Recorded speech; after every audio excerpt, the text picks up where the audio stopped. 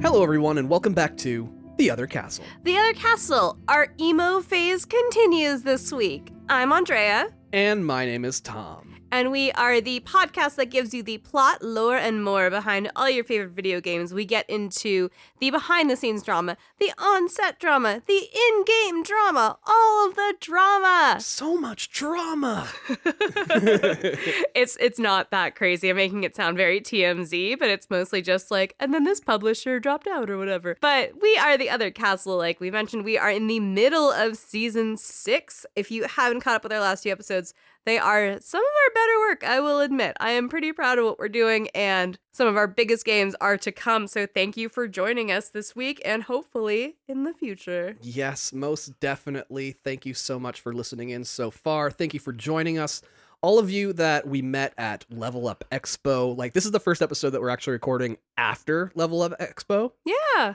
And I'll tell you what, like, one, we were supposed to record this like a week ago, this episode, but after that expo, we got the con flu. It wasn't COVID. No. I tested twice and I made you test because I was like, there's no way in hell. Right. I have not gotten COVID to this day, and neither of you. We've gotten our boosties. We've washed our hands. I use hand sanitizer multiple times a day now, like just in life. That's just a part of who I am now, and we still got goddamn sick.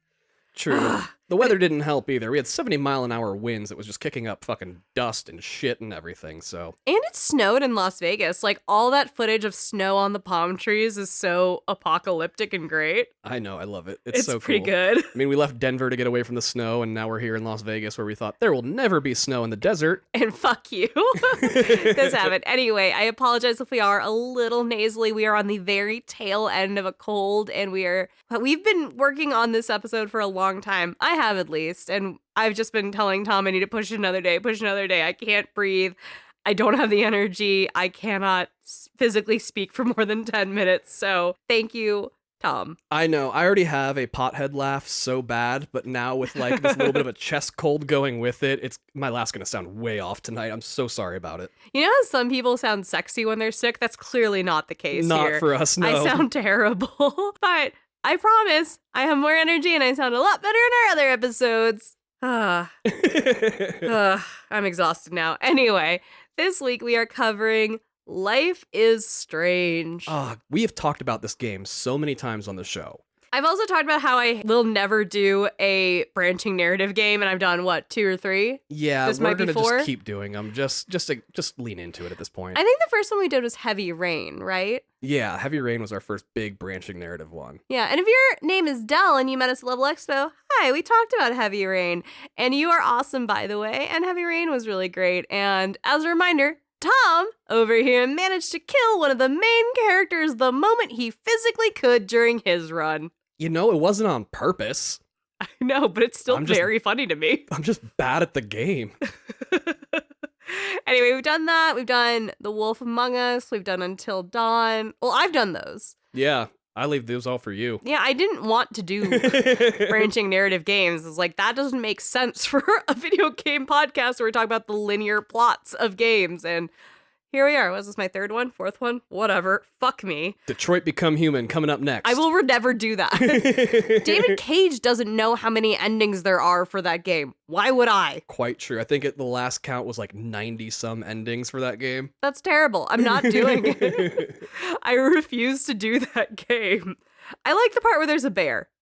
Leave me alone. Sure. Yeah, but Life is Strange, one of the more iconic branching narratives that really started a big kind of indie wave of doing these episodic moments. It does follow in some of the steps of Uncle Telltale, but it's a little funky. Okay, that's kind of fun. So it is in that kind of like genre of choose your own adventure. Absolutely. It is a branching narrative, but to your point, Matthew Patrick of Game Theory called it a choose-your-own-adventure game with an emo haircut. Oh, okay, nice. Now, you say a branching narrative. How many endings are there to this? 2. 2. But so we're not asking the world of you here. No! Are you trying to downplay this? Fuck you. No, not at all. Well, there are branches in the middle. In the same way that with a Telltale, you kind of end in the same place, there are things in the middle that can change how you get information from characters, what kind of dialogue is able to unlock to give you more backstory. There's bits in the middle that can change, and it ebbs in the big chunk in the middle, but the ending, there are two endings. I'll give you that one. So, like in Wolf Among Us, for example, you can kill one of the Tweedles. Yes, exactly. And then they can show up together, or it's just one being really angry you killed his brother, shit like that. Okay, so that's where it branches. Yeah, All right, I get you. exactly. And in this one, you can definitely kill people.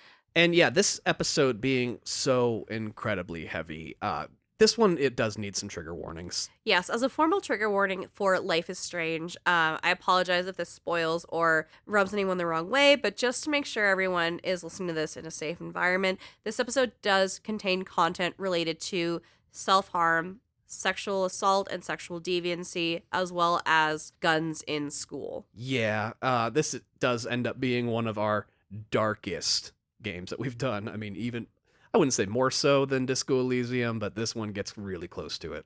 This is a dark game. If this content is not for you, totally understand, totally respect it. We have a lot of other episodes in the catalog that do not handle matter this dark. So please do whatever you're comfortable with. No one will be offended. We promise. Totally understand that. Yeah, this is we, like you said, it's the emo episode, more so than I think emo game even. Oh my god, Emo Game was just for my ego, entirely. Emo Game was for me and one other person who I have not heard from because no one has said anything except, why did you do that? Or what is this? Or was that a real game? So, sorry. I just wanted to talk about something from my childhood. I am an elder emo. It is what it is, you know? We roll with it. Totally understandable. Is it? It's going to have to be. It's going to have to be. I have nothing else for you there, but we did it. Anyway, Life is Strange was released in 5 episodes across all of 2015 for the Xbox One, PlayStation 4, Xbox 360, PlayStation 3, and Microsoft Windows. It eventually got more ports with iOS, Android, Linux, you know, all the good stuff. It's on Switch and shit now. You can get it wherever. So the episodes came out with episode 1 coming out in January of 2015, all the way through episode 5 coming out in October of 2015. So a couple months in between, which also does very much follow that telltale pacing of rolling out a narrative. It's interesting, too, that we also see things like Bendy that comes out with 5 episodes. Like, that seems to be the real sweet spot for these kind of indie darlings and pieces like that. Yeah, the 5 episodes seems to really be the standard. I'd say the only one that really deviated from that was Five Nights at Freddy's, and they did 4. Oh. But other than that, all the other ones really do just do like this 5-episode arc. I heard that the third in the Life is Strange series just went with a single game, though. Yes, because that was there was a lot of behind-the-scenes drama, which we will not get into. I haven't played that one. So I can't speak to it, but I've only heard peripherally. Is the Five Nights at Freddy's situation technically 4 episodes, though? That's the thing. It's not. Oh, you know, so you just brought that shit up. No. It is Five Nights at Freddy's 1, 2, 3, and 4. However, they came out in the same kind of schedule that these kinds of games come out in. Oh, you're right. Scott Cawthon just jammed that shit out, even though they are technically standalones with different mechanics and structures for each entry. Right, but it's still part of the same story and the same narrative that it was telling. Got it. Okay, so you're saying this loosely. It's loosely lumped in. I didn't say like it's exactly. That's why it also was able to deviate from the format and only do 4, because it was initially only going to do 3 anyway. Totally get you. Well, this still kind of fits in that place, and it's interesting that this is how we can digest games now, specifically. Like, to your point, there's horror games that do these, there's kind of these long narrative pieces that do these, all the Telltale games do these. It's such an interesting break from the, 60-hour open world campaigns of a Grand Theft Auto game or, other like 20-hour Uncharted games, things like that. So it's fascinating. Well, what I think is even more interesting is the studio this came from, at least its distributor studio. Oh, Square Enix? Square Enix. This is not a Square Enix game as far as I've ever seen in my life. Tell me what you feel a Square Enix game is in contrast to Life is Strange. I mean, it's Final Fantasy, it's Nier Automata, it's all those kinds of games where you're in a bunch of leather with big swords and it's fantastical and magical. There's some magic in Life is Strange. Yeah.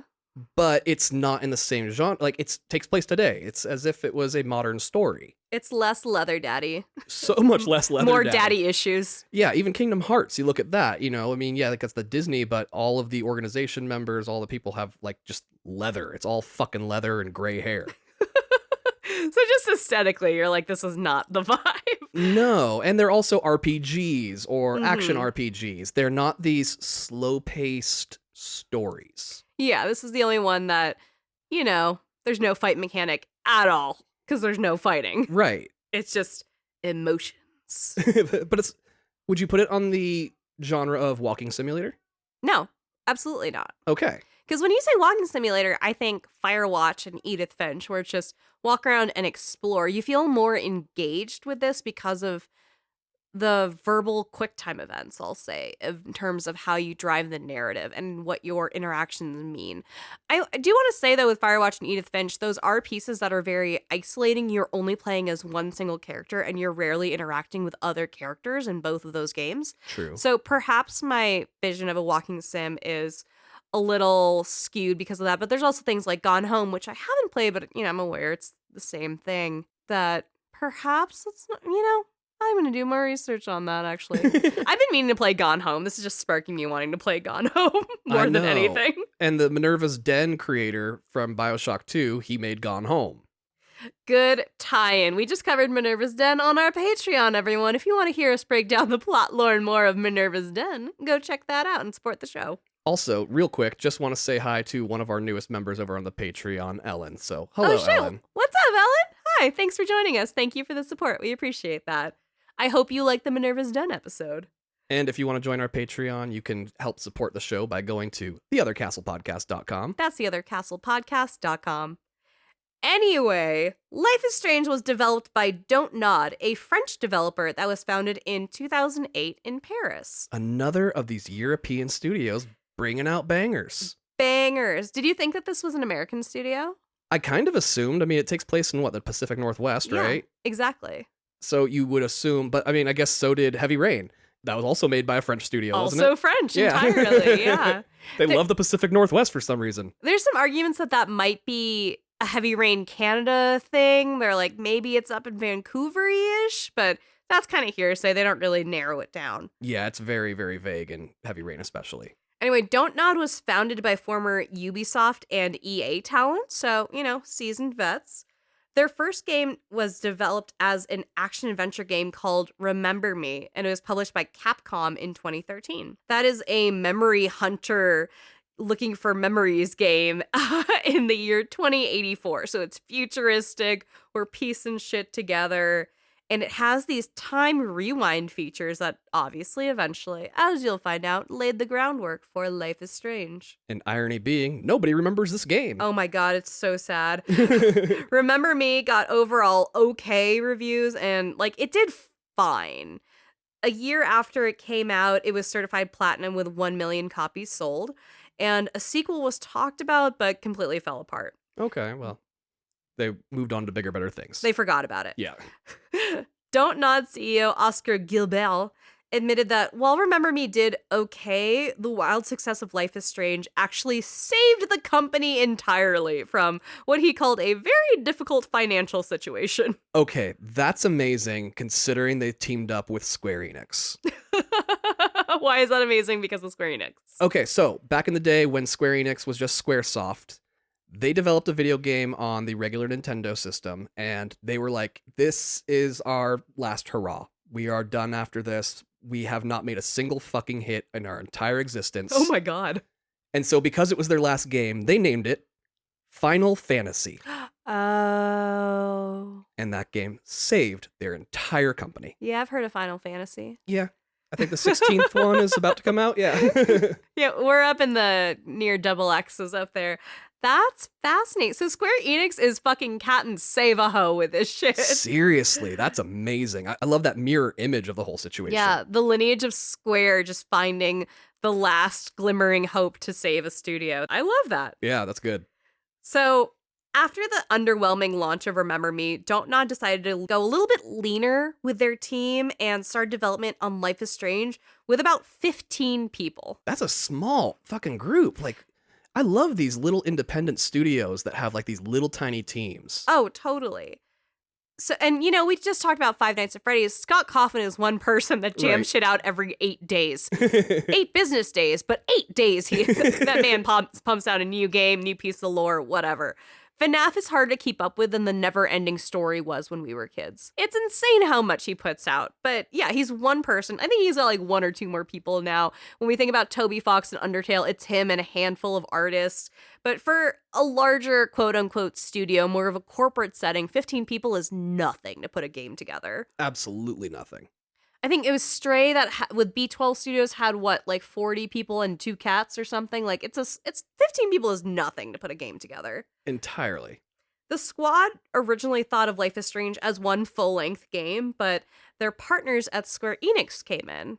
Not only did Square Enix add to the small team in terms of support, so when Square came in, they're like, you can have some head count, holy shit. They also redirected the release to be episodic, which is, you know, for the time, a little experimental. This did come out after, you know, some Telltale titles like Wolf Among Us had already been out, but they wanted to keep the team focused on doing sprints rather than looking at this larger and holistically. So by doing a sprint and kind of keeping it quick in terms of project management, they figured episodic would make more sense to accommodate the workflow and workload. So basically, get this section done, we'll throw it out, and then we'll work on the next section, put it out, that kind of thing. Yeah, this is not Red Dead where they had one person who specialized in botany and only did the flowers through the entire map. Now, how do you think this was for, you know, the horrible word of crunch culture?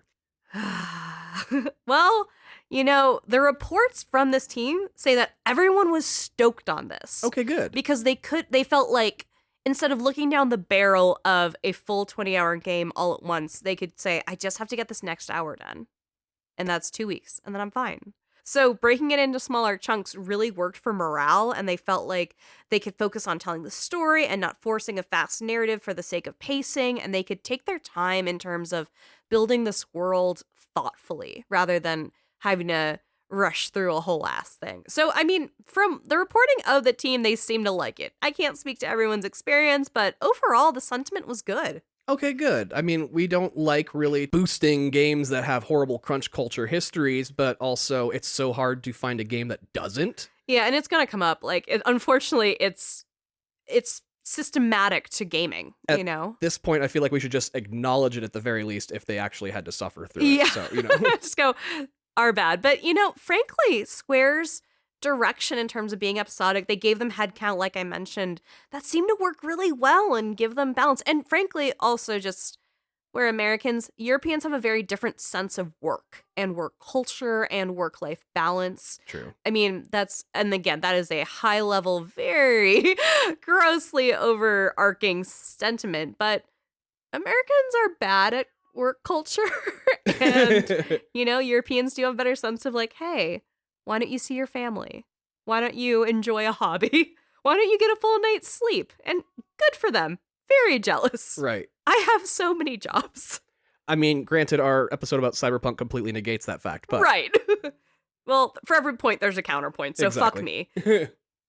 Square Enix did come in kind of early as the publisher and partner, and Don't Nod actually picked them for a very specific reason. And it's not just because of your reason of them being Captain Save-A-Ho. Okay. Which I promise to stop using after this. I hear myself saying it. I apologize. As this project was shopped around to different publishers, Square Enix was the only publishing partner that did not request the protagonist be changed from female to male.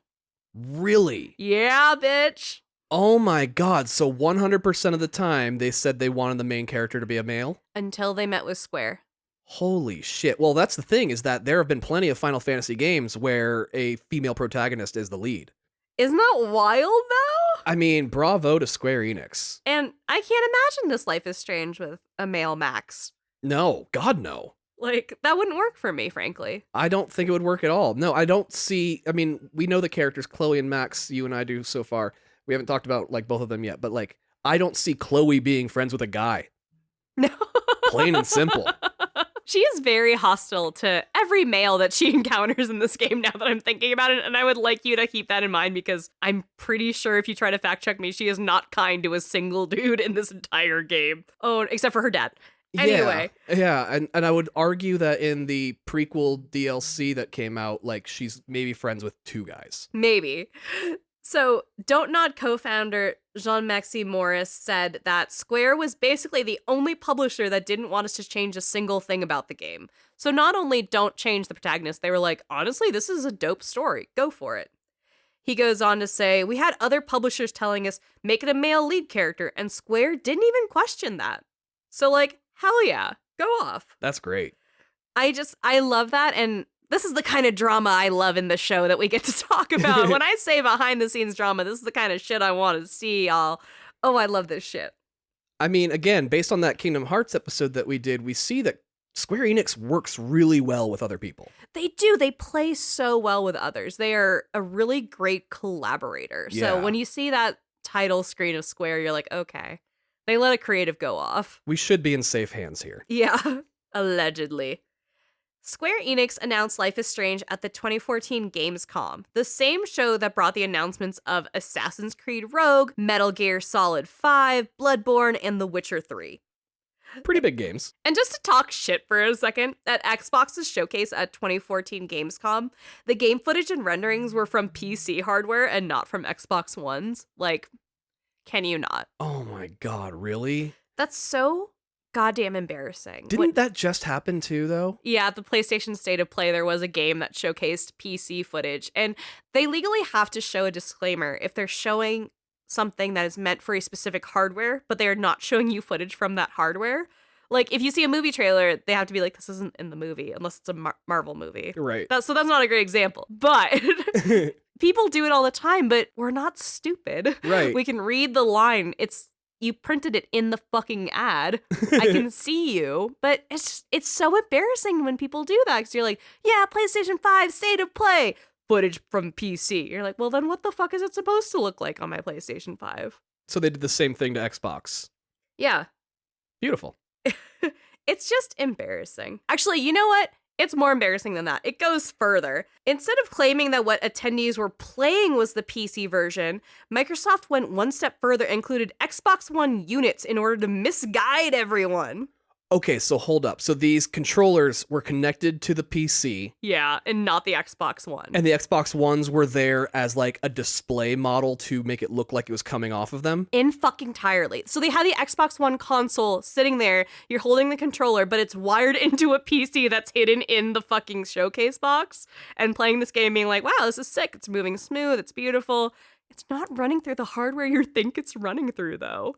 That's some bullshit. Like, that's worse than, I think, CD Projekt Red putting out a fake trailer. Fake trailers happen. Like, South Park did it. And, Marvel does it. Fucking, we roll with that, to the point of me bringing that up earlier. But anyway, back to the game we're talking about that actually does run on all these platforms I mentioned earlier. For the setting of the game, the team really wanted an indie nostalgic feel, something that felt really autumnal. So they went with the Pacific Northwest and settled on Oregon. I mean, Oregon's a pretty place. I've never been there. Seems like a lot of trees. There is a lot of trees. Good for them. Anyway, the team went out to Oregon on a scouting mission for photos and vibes to make sure they really captured that Oregon energy. Whatever that means. I don't know, some Portlandia shit? I was going to say, did they watch Portlandia? That could have just done it for them. Yeah, put a bird on it. It's fine. As they built the story itself, the script was written in French by the team at Don't Nod, and then was translated to English later by other team members. So if you hear some funky dialogue, it's because it was originally written in French and then changed into English. So, and I'm making faces. There are a lot of slang pieces that feel a little forced or awkward, and I fully accredit that to this weird kind of script translation issue. It's rough. It's also when adults write teenagers. They never know what's cool anymore. Yeah, and when you're trying to do it as an American teen from the perspective of like an adult French person, it's gonna not land. Yeah, it won't translate well at all. Yeah, it's not good. The production team really wanted the writing and the voice acting to be the biggest strengths of the game, ironic to our point just now. So the script did take a lot of time and hands to make it tight and meaningful. To make room in the budget for writers and actors, they saved some money on the art, but still wanted to make the art impactful. So, like, obviously not rendering this to death, but all of the textures developed in the game are actually hand painted and then rendered to be animated, which created that, like, dreamy, light atmosphere that you actually get in the final product. I'm really not trying to constantly bring up old episodes, but that's almost exactly what they did in Disco Elysium. The other European splash game that we saw, yeah. It's so cool to see so many similarities across all these different games and like starting to connect all these dots. It's interesting to see the through lines through different games for sure. I believe there was a lot more detail and painstakingness in terms of the process of doing Disco Elysium's art versus this, though. Oh, absolutely. That was like all one person doing it. Oh my god, that's right. That was just one sweet angel artist who created this beautiful piece of a game. This was a team. Good. Subsidized by Square Enix. They have Final Fantasy money, honey. For those aforementioned voice actors, 2 LA-based actresses scored the roles of the 2 main characters, Max and Chloe. There were on-set mocap performers, but they were not the voice actors. They had mocap performers that really fit kind of the aesthetic of the actual performers in terms of height, weight, lankiness. As it comes to it, Chloe's so lanky. Yeah, that's true. And the voice actors would lip sync their VO from booths for their performances. And these performances are great, to be fair. Like, the only knock they really got was for lip sync not always lining up, which sometimes feels awkward. And again, some outdated, forced, like, hello, fellow youth ass sounding shit. But it's not to knock Max or Chloe's performances at all. It's just, It's a thing that happens. The writing. Max is voiced by Hannah Tell, who's had a few projects here and there, but Max is highest on her IMDb. It's the role she's known for. Max is her bread and butter. Good for her. The other performer, I hope you all are aware of. I don't know if she's come up on this show as a performer. We've definitely name dropped her just because she's a hoppa and I love her. Is Ashley Birch. We love Ash. Now, Ash actually auditioned for both Max and Chloe, but ultimately landed Chloe and is incomparable. She is wonderful. She is a great presence in gaming. She was the star of a web series called What You Playin', Ash that she did with her brother. She's on Mythic Quest, which I love and is a great show about video games on Apple TV. And, she's done Horizon Zero Dawn. She's Tiny Tina in Tiny Tina's Wonderlands. She's that pregnant bitch Mel from The Last of Us 2. So she has been on this show before. You hate Mel from The Last of Us 2. Everybody hates Mel from The Last of Us 2. She sucks. She's doing the best she can. And she's bitching about it the entire time. She's pregnant. She's so pregnant. She's way too pregnant to be in a zombie apocalypse. Yeah, poor babe. Anyway, she's wonderful and she is so iconic for this. The casting is truly like so great for this, and Ashley Birch is such a powerhouse that she was nominated for a Game Award, a BAFTA, all this crazy shit for Chloe. She actually won a Golden Joystick Award. Like, she took home some gold for it. Yeah, her work as Chloe is just absolutely phenomenal. On the other hand, Hannah Tell was fucking robbed and got no nominations for her performance as Max, but there was a DICE Award nomination for Outstanding Achievement in Character for Max Caulfield, so she contributed to that, but she would have to share that with a writer, but she did fucking great. Well, I'm sorry that she got robbed, but, the game did get some of the recognition that it deserved. Absolutely. Speaking of awards, the game was nominated and even won a handful of awards, like taking home the BAFTA for Story, a Peabody Award for Excellence and Innovation in Digital Storytelling, and Apple's Game of the Year. So, not too shabby. A Peabody Award? A Peabody! I don't think we've covered a Peabody winner yet. I think a few people have gotten them. It's just so weird to hear. Like, when I hear the Peabody, I think of, like, Hamilton got the Peabody. Yeah. You really don't see it getting handed out for video games. No, that's amazing. So, while their name isn't directly on it, Hannah Tell did help win some really cool shit. Yeah. Life is Strange reached 1 million sales in July of 2015 and was one of the top 100 best-selling games on Steam in 2016. By May 2017, it was confirmed to have moved 3 million copies. So Remember Me Who, bitch. This shit killed it for Don't Nod. You know, it's funny when we cover an independent title and we're like, it sold 3 million copies. That's amazing. And then we cover a AAA title and we're like, and it only sold 3 million copies. Perspective is everything, bitch. Not everything's going to be a Marvel movie. Yeah. Some of them are going to be an Eternals Marvel movie. Yeah, it happens. Anyway, this did so well. To your point, like I think you alluded to, it garnered a prequel, a sequel featuring 2 brothers on a road trip, and then another sequel featuring another female with strange powers in Colorado. There's a couple of DLC pieces, all sorts of things in the Life is Strangeverse. We have some of the comics, you know, there's a lot going on. That's right. They do like a post-game comic series. Yes, and there's spoilers, so I will not talk about anything that happens in them. Okay. There's also been rumors of an adaptation, so I bet now that we have some success with Last of Us, we're gonna see some more of those rumors cropping back up. Oh, really? So we are going to see like a TV series version of this? We might. We've said that about a lot of games on this show, though. You know, Little Nightmares had a pilot that was in development. There were a bunch of them that did. That never materialized. Currently, Hulu has the rights to the license for Life is Strange, and there have been a few comics to come out, which could potentially draw some of the plot. But again, I can't speak to them because there's some time hopping and shit. But anyway, there's no word on a Hulu series. But while we wait for this material to come to fruition, we can talk about what does exist. The game. Okay. This is Life is Strange. Episode 1. Chrysalis. Tom, what's a chrysalis? Isn't that when a caterpillar turns into a butterfly?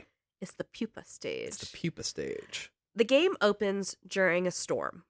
A white girl with short brown hair wakes up outside wondering, what's going on? How did I get here?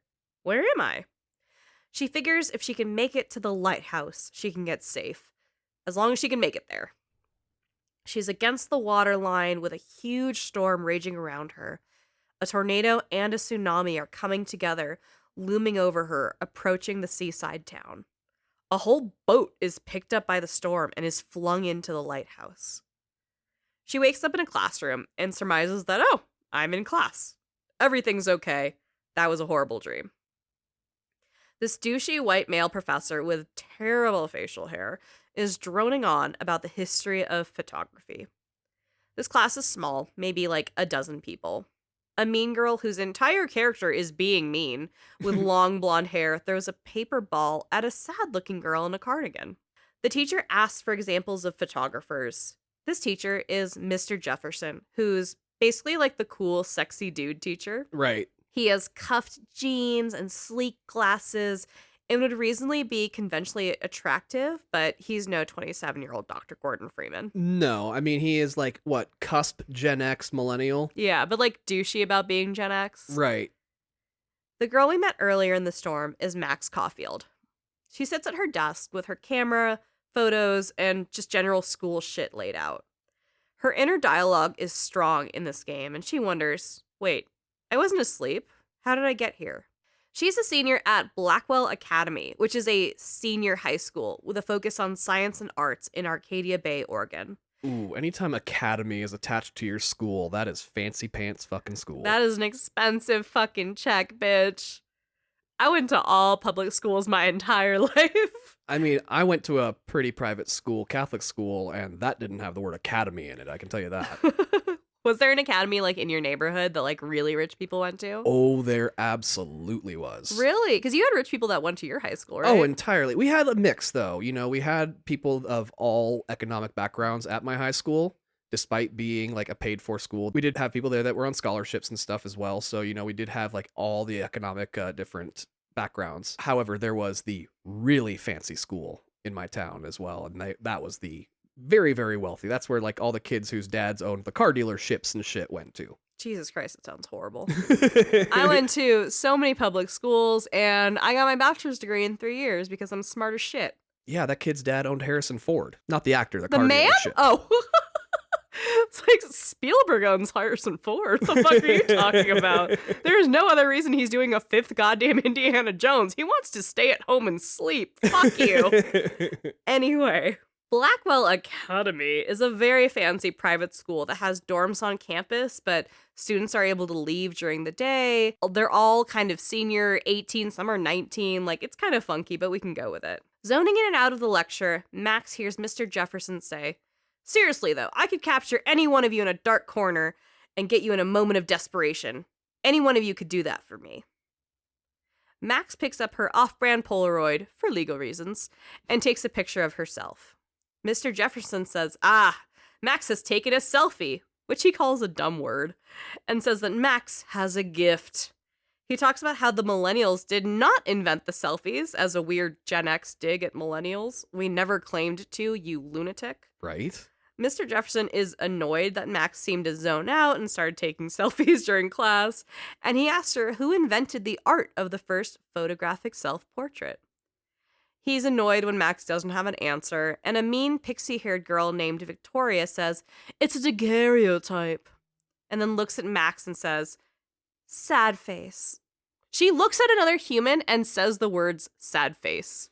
Yeah, when you said that there were some moments that are like written by adults for kids, this is one of those. Entirely. Again, this game is not known for good use of teen slang. As the class bell rings, Mr. Jefferson reminds the class of a photography contest called Everyday Heroes that they can enter, and someone will be selected to fly to San Francisco to show their work off in a gallery with Mr. Jefferson. And like, I feel like I remember in this scene, they really highlight on the fact that that is kind of Max's only style of photography. Yes, she is a selfie queen.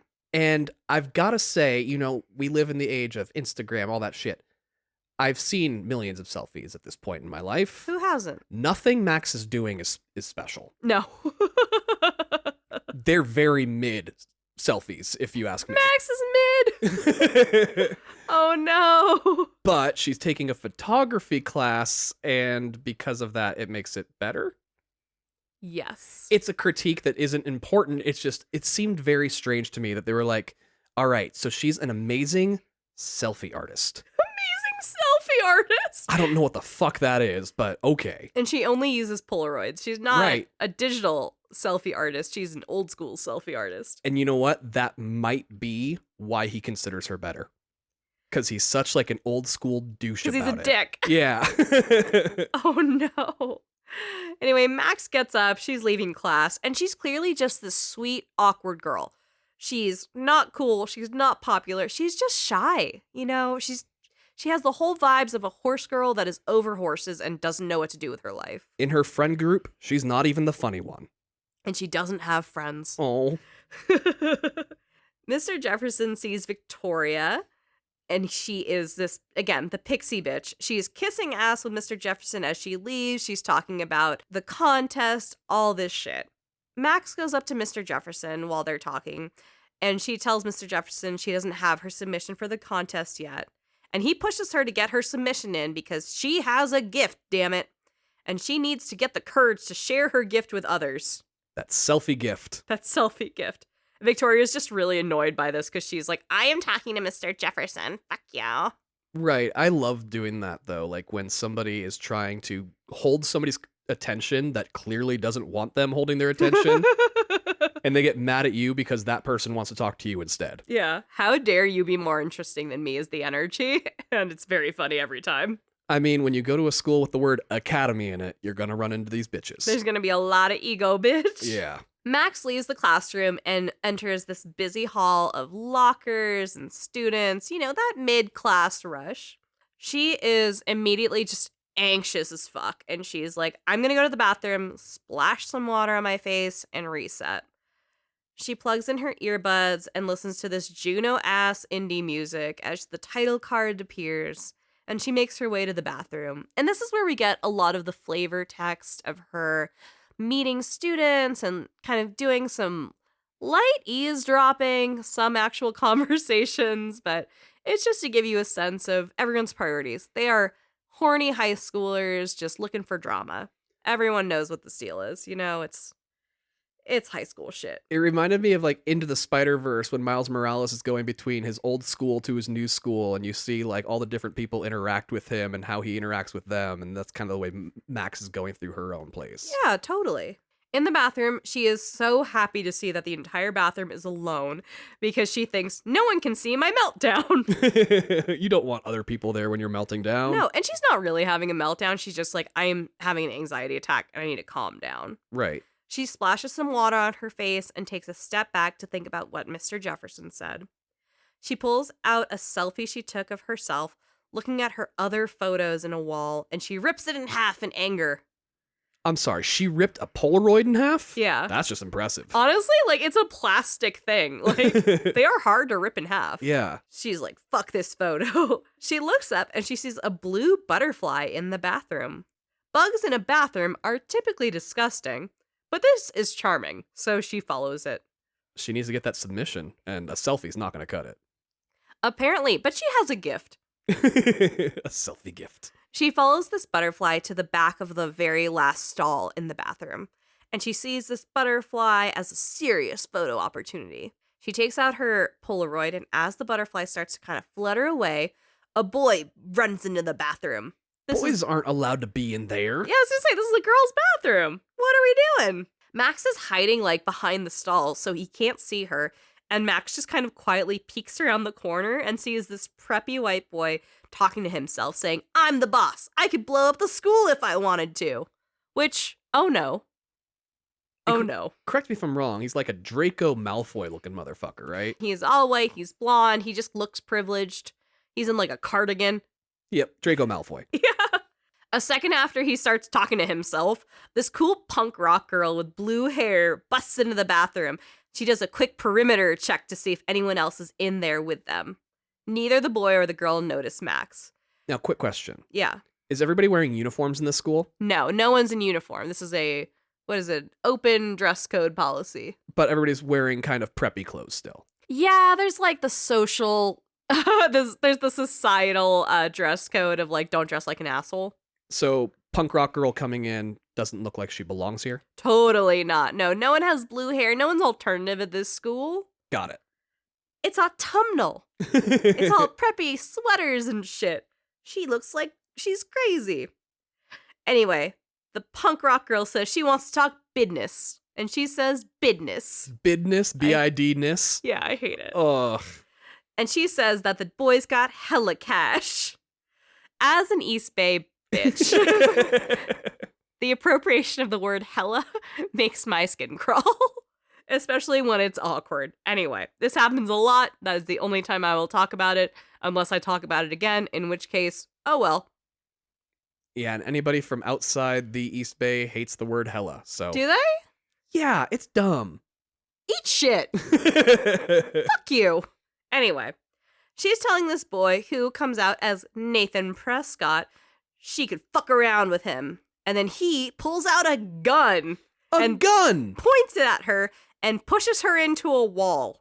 She tells him to get the gun away from her, and as she pushes him back, he pulls the trigger, and the blue-haired girl is shot. Holy shit.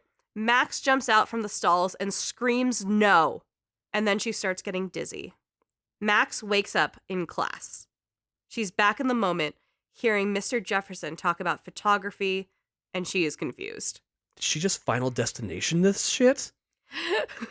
That is what it kind of feels like, huh? Right. She sees the mean girl throw a ball of paper at the sad cardigan girl. She fully jumps to, hold up, can I travel through time? There is 0 to 60 in her assumption of time travel. And she starts testing it quickly. It works, and she just coaches herself to keep it together. When you say it works, what happens? She tests her theory by taking a selfie again to get Mr. Jefferson's attention. Once again, Mr. Jefferson says she has a gift. She wonders, if that girl isn't dead yet, can I save her? Like, she's gonna die in a couple minutes. Right. I can fix this. Mr. Jefferson interrupts her tiny mental breakdown and asks her about the first self-portraits again. And she's like, I have to use the bathroom. She could have answered it correctly this time and, like, shown off. She could have, but she doesn't. Oh. He says no, and to see him after class. But she can't if she wants to save that girl. So she's like, God damn it. she rewinds time again. And when he asks her about the first self-portraits, she's able to answer about the Daguerrean process, which actually pleases Mr. Jefferson. There it is. He's able to continue on with his lecture, saying Max is so far ahead of everyone. He fucking loves her. So now she is the A pupil student, and Pixie Bitch is going to hate you even more. Entirely. This does not go well for anyone. Max is like, get your shit together. She tells herself it's time to be an everyday hero. Shut up, Max. After class, she runs, like beelines to the bathroom. She coaches herself that she can't tell anyone or they'll think she's crazy.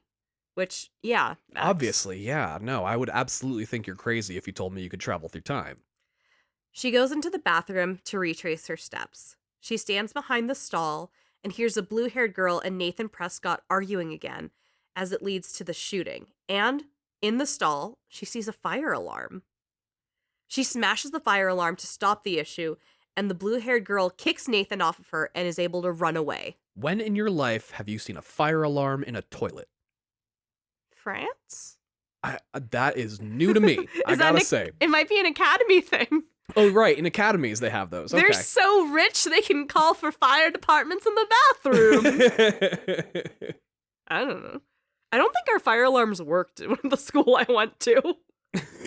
So, whatever. Nathan just says to himself, another shitty day, grabs his gun and runs off. But hey, saved the girl. Max is alone. She goes, I just saw a girl get shot and I saved her. What the fuck is going on? I don't think that's an everyday hero. That's a superhero. If you rewound time to save somebody's life, that's a superhero. That's at least a special day hero. Right. It's a holiday hero. Max leaves the bathroom, and this shitty security guard named Mr. David Madsen starts yelling at Max to go outside because of the fire. He gets stopped by Principal Wexler, who tells Mr. Madsen to turn off the alarm because that's his goddamn job. Max tells the principal she's worried about her future, because she's just like, things are weird right now. Here, Max can decide to turn in Nathan Prescott as waving around a gun, or not. If you snitch on Nathan, he says he'll look into it. Either way, Max leaves and goes outside to join everyone else in the fastest fuck evacuation of the school. Because, like, truly, you pull the alarm, you walk out, the entire school is empty. And you're like, oh. I mean, they must do lots of fire drills. Yeah, they're really good at it. Really efficient. They've been practicing for this moment. Outside, it is a gorgeous autumnal day, and Max looks over the campus and the coins and the fountain and the hills and just the beautiful sun. A boy texts her that he will see her soon to pick up his flash drive. And she's like, I gotta go get that flash drive. She walks over to the girls' dorm, which is blocked by the mean blonde girl and Victoria. Victoria calls Max a selfie hoe, which... I mean, yeah, she takes a lot of selfies, but she's not hoeing about it. She's not really... No, she's covered up. Like, they're not thirst traps. They're just selfies. Yeah, they're very plain selfies. And Max, sorry, she's not hot by any stretch of the imagination. She's a very normal-looking girl. She's an 18-year-old child. Yeah, Like... she just looks very average. Like, yes, I think she could probably take a cute picture from time to time, but, like, she's not going to be an Instagram thottie. No, not at all. There are also some dialogue pieces in here where if you speak to Victoria the right way, she will allude to the fact that she went on Max's social media and wrote, "Go fuck your selfie" on some of Max's photos, which is very funny to me. I mean, cyberbullying's a very real thing. It is, but it's also very funny in this instance. I feel very grateful to have not grown up during a time where cyberbullying was really a thing. You're aging yourself. I know, very much so. Anyway, using her time travel savvy, Max can kind of turn on the sprinklers to, like, scare off Victoria and her friends from blocking the way to the dorm, which is also very funny. Not the fire sprinklers. No, just the regular sprinklers. Oh, okay. And we're over the fire now. And also, you're saying dorms, so people are sleeping at school. Yes. This is that kind of academy. So this is Hogwarts now. Kind of. You can also do a thing with using your time travel to drop a bucket of paint on top of Victoria, who's wearing a very fancy cashmere sweater, and she will have a full fucking meltdown. Yeah, I'd go with the paint. Abso-fucking-lutely. You can also be really nice and be like, oh no, Victoria, or be really mean and be like, go fuck your selfie, bitch. Inside the dorm, you get into Max's room, which is just a bunch of sad posters and selfies pinned to the wall. Like, it's very Tumblr. Okay, just live in her room. Yeah. This is a very Tumblr era moment. To get the thumb drive, she needs to go hand some stuff off to her friend, and she gets involved in some teen drama about stealing boyfriends and lying about sexting, which I don't want to get into because it's a whole fucking thing. Yeah, there's some side quests in this for sure that are just unnecessary. When you leave the dorm after getting the actual thumb drive, Max sees Mr. Madsen, that security guard, hassling sad cardigan girl. Max kind of watches, and if she intervenes, she can tell Mr. Madsen to leave that bitch alone, or you can just kind of watch. Either way, sad cardigan girl gets chewed out by the security guard. For what? He's just suspicious of her. He's like, I know you're up to shit. And she's like, I've literally never done anything wrong in my life. And he's like, you're up to shit and I know it. And she's like, please stop yelling at me, sir. What a dick. Oh, he's a full-ass dick. Sad cardigan girl is named Kate, and she's just like this girl with resting sad face. She looks like she is always about to burst into tears. Just, the sad girl. Yeah. I've known the sad girl. Back on campus, Max goes up to meet with the boy who is texting her, named Warren, to give him back the thumb drive. He asks about movies she watched on the drive, which includes Cannibal Holocaust and a bunch of emo vampire movies. He's one of those kids that are way too into movies and thinks he's deep because he watches old shit or things people don't like. You know, it's a lot. I've also known those people. I started college going for a film degree, so it was like every third person was that asshole. Oh, you were probably that asshole for a minute then, too. I've watched a few terrible movies that I've sworn to everybody they should watch, so yeah, I've been that person for sure. You can't, that's like a requirement for going into a film degree. Oh, entirely. You have to have like that one pretentious as fuck movie nobody's ever heard of. Yeah, entirely. I don't have that, so go for it, you dick. Anyway, that's his whole personality, and it makes me not miss being young at all. Because, you know, late 20s, early 30s, everyone's fucking over it. It's fucking great. So he asks if Max wants to go see a movie this weekend, and she's like, I don't know. I got shit to do. While this is happening, Nathan Prescott rolls up on Max, and he is screaming at Max that he knows she was in that bathroom. How does he know? He's fucking crazy. Anyway, he is coming at them super aggro, shoves Warren to the ground, and then grabs Max by the throat. By the throat. This dude should be already just in cuffs. In fucking entirely. There is a short fight, and Max is able to scratch Nathan's face. And as this happens, as a distraction, the blue-haired punk rock girl rolls up in this old truck to, like, save her, and she goes, Max? And Max looks up and finally makes eye contact with blue-haired girl and recognizes her long-lost best friend, Chloe Price. Oh, so they knew each other. It wasn't just like saving a rando. This was saving her former best friend. Yeah. Damn. Nathan looks up and goes, this bitch again? As Warren tackles Nathan and then just beats him into the ground. Hell yeah. Max takes this opportunity to jump into Chloe's truck and they speed the fuck off. Max goes, holy shit, this day sucks. Chloe goes, hi, we haven't seen each other in 5 years. Pretend you're glad to see me. Oh shit. Max is glad to see her, and they lightly talk about what Nathan was having a meltdown about. Chloe asks about Seattle, the city Max actually left Arcadia Bay for about 5 years ago. Chloe knows Max only came back to Arcadia Bay for Blackwell Academy, especially Mr. Jefferson, who is a famous photographer from the 90s that she wanted to study under. From the 90s. I love that part of it all. Just to be extra Gen X about it. Like, he was a big deal in the 90s. Right. Chloe is like, well, that sucks because you left 5 years ago, never called, texted, emailed, fucking anything. Left without ever saying a word to your best friend. I get how painful that is, but I've also been the person who moved. Really? Yeah, and like, it's hard as fuck because people that are like left behind, they kind of just keep going about their lives, and then guess what? You do too. Yeah. and you just start new things and new friendships and new relationships. It's not that you have any kind of negative feeling about the people from before. It's like, oh no, I hold you like special in my heart forever. Cool. But yeah, we also are going to lose touch and not speak probably ever again.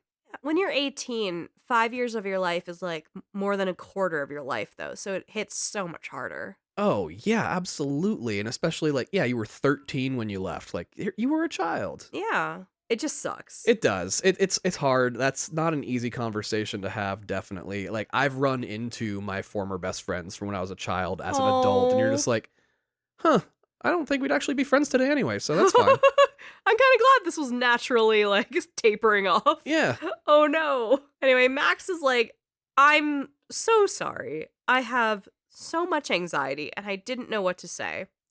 Chloe calls bullshit, but she's like, whatever, I'm happy to see you after all this time. Especially after I, like, save you. Yeah, right? And she has no idea that Max actually saved her. Yeah, right? Max looks in her bag and sees that her Polaroid camera is completely shattered from the fight. Oh, shit. And Chloe's like, well, come over. My step douche has a ton of tools you could probably fix your shit with. Step douche. Step douche. Oh, God, that's such a perfect, like, angsty teenager phrase to use on a step parent. It's so good. At Chloe's house, Chloe goes up to her bedroom and it's covered in posters and band tees and just like written on the wall graffiti and shit. It's messy, but it reflects the perfect like teen angst punk nature of her whole aesthetic. And she has that cool like attic bedroom where like the roof of the house is like angled and stuff, and so she has that like vaulted ceiling and shit. I love her bedroom. It's cool. She does have a mattress on the floor, which I hate. Which I had when you met me, so whatever. I love it. It's still gross. It's so gross. I hate it. She like sits down and she's like, well, I'm gonna go medicate while you figure out how to fix your shit. She just starts smoking pot in the middle of her room. Like, doesn't share, which is rude. She doesn't even offer. No. That's fucked up. I mean, granted, she doesn't know if Max partakes or not, but she can at least ask. Totally. Chloe tries to connect with Max by being like, so, what have you been up to? What do you like to do? You know, shit like that. Right. Max rifles through Chloe's shit. And, like, the game mechanic is that you can explore the room. But if this were real life, Chloe sits down to smoke, and Max just starts going through her drawers. And Max finds a picture of Chloe and another girl, a girl named Rachel Amber. Max recognizes Rachel from these missing person posters that are all over campus. Oh, shit. Chloe says that after Max left and her dad died, she was lost, and Rachel stepped in, and they became best friends. Max takes this as a note, and she apologizes again for leaving. But Chloe just keeps talking about how Rachel was the absolute best, and they were going to pick up and just leave Arcadia Bay and go to Los Angeles someday. Chloe says that her mom remarried super quick to the step douche, which really sucked. She also says that 6 months ago, Rachel Amber disappeared, and Chloe knows something must have happened to her because there's no way that Rachel would ever leave without Chloe. Right, they had a pact to go together. Yeah, and just once again, Chloe was abandoned by the person she loved the most without a word. Chloe has this happen a few times in her life, I guess. Yeah. Max wanders around Chloe's house to find the tools to fix her camera, noticing this, like, familiar but older house of her best friend. Like, she hadn't been in this house for 5 years, and everything is the same but different. Looking around Step Douche's garage, she finds Step Douche's ID and photo, and lo and behold, it's Mr. David Madsen, the asshole security guard at Blackwell. Well, shit. That's a fucking hit in the chest. Just like, of course it's him. Why is the step douche also the security douche? Story reasons. In the Step Douche garage, Max finds a gun rack with one gun missing. Creepy. And pictures of Kate, the sad cardigan girl. And the pictures are like written over because he's a crazy person. It says, she knows something. What the fuck? Max does find some tiny tools, like those little tiny tools that you can use to fix glasses, and she takes them up back to Chloe's room to fix her camera. And Chloe's just like, cool, lays down, keeps smoking pot. I mean, if she knows how to fix fully a Polaroid camera, that's really impressive. Oh, it would be. Keep that in mind. Oh. Anyway, Chloe does take some interest in Max between puffs, and she goes over to look at some of Max's new photos and sees a little shot of a blue butterfly in the bathroom. She picks it up and she goes, "Oh my God, you were in the bathroom. You pulled the fire alarm. You saved my life." She asks Max point blank if she was there, and Max can either lie or say she was there like a ninja. So had she seen the butterfly in the bathroom at one point? She must have, yeah. Yeah. Max can also be like, "I did not recognize you at all." Chloe's then like, "So you must have heard what we were yelling about. Sorry about that." A Right. little dramatic. Chloe turns and says that she knows Max's birthday was last month, and now because the current camera is toast, because as this is happening, Max realizes she in fact cannot fix her camera. She wants Max to have her dad's old camera. Oh, that's really sweet. Like we mentioned, Chloe's dad has passed. Chloe says her dad would be sad if the camera didn't get any use, and Max accepts this new camera, and she and Chloe start dancing in her room. Max takes pictures of Chloe smoking and jumping on the bed, and intermittently just kind of jumps around too. But then, the step douche gets home. He's screaming at Chloe to turn the music off. Chloe tells Max to hide in the closet, and the step douche bursts into the room, completely furious that Chloe is blasting punk music. He's also like, "You went through my shit downstairs. Stay out of my shit. One of my guns is missing." And he's like, "Where's my missing gun?" Oh, shit. Now, we know Max didn't take that. We know Max sure as fuck didn't take it. Whoops. He also finds a joint and starts screaming at her and, like, orders her to say who it is. He's literally like, "That's an order. Tell me whose it is." Max can keep hiding, or she can bust out of the closet and say it was hers. If you do bust out of the closet, he screams at Max about being a troublemaker, and he's like, "I knew you were trouble at Blackwell. Fuck you." If she doesn't, though, and Max stays in the closet, Chloe's like, "Fuck you," and he hits Chloe. Oh, shit. Like, straight up smacks her. Damn. Either way, he makes it all about being a soldier and being a piece of shit about it and not following orders from your superiors. He's just the fucking worst. So this is somebody who never rose in the ranks in the military, but then got home and was like, well, now I'm in charge. Yeah, like, couldn't handle it. And, like, made it his personality, but in, like, the worst way possible. Gross. He leaves the room, and Chloe is like, "I took your gun, fuck you." Oh, damn, okay. So, but she, like, waits for him to leave, so she's like, "That motherfucker." Max comes out of the closet, and Chloe's like, "Well, I have a gun. Let's go sneak out of the house." So they go out the window, and they're like, "Let's just go out a bit more for our reunited tour." I mean, personally, I think if you find out that you have a missing gun in your home, you drop everything until that gun is found. You'd think. But not this guy. Cool. It wasn't in his orders, soldier. Chloe takes Max up to the lighthouse, where Max has deja vu because this is the same path she was on during the storm in her nightmare today. Anyway, Chloe is like, "I'm so sorry about Step Douche. He's a fucking lunatic. He's a shithead." Max is like, "Yeah, totally. I found all these pictures of Kate and, like, I found a map of cameras that are, like, stationed in your house." And Chloe's like, "Hold the fuck up.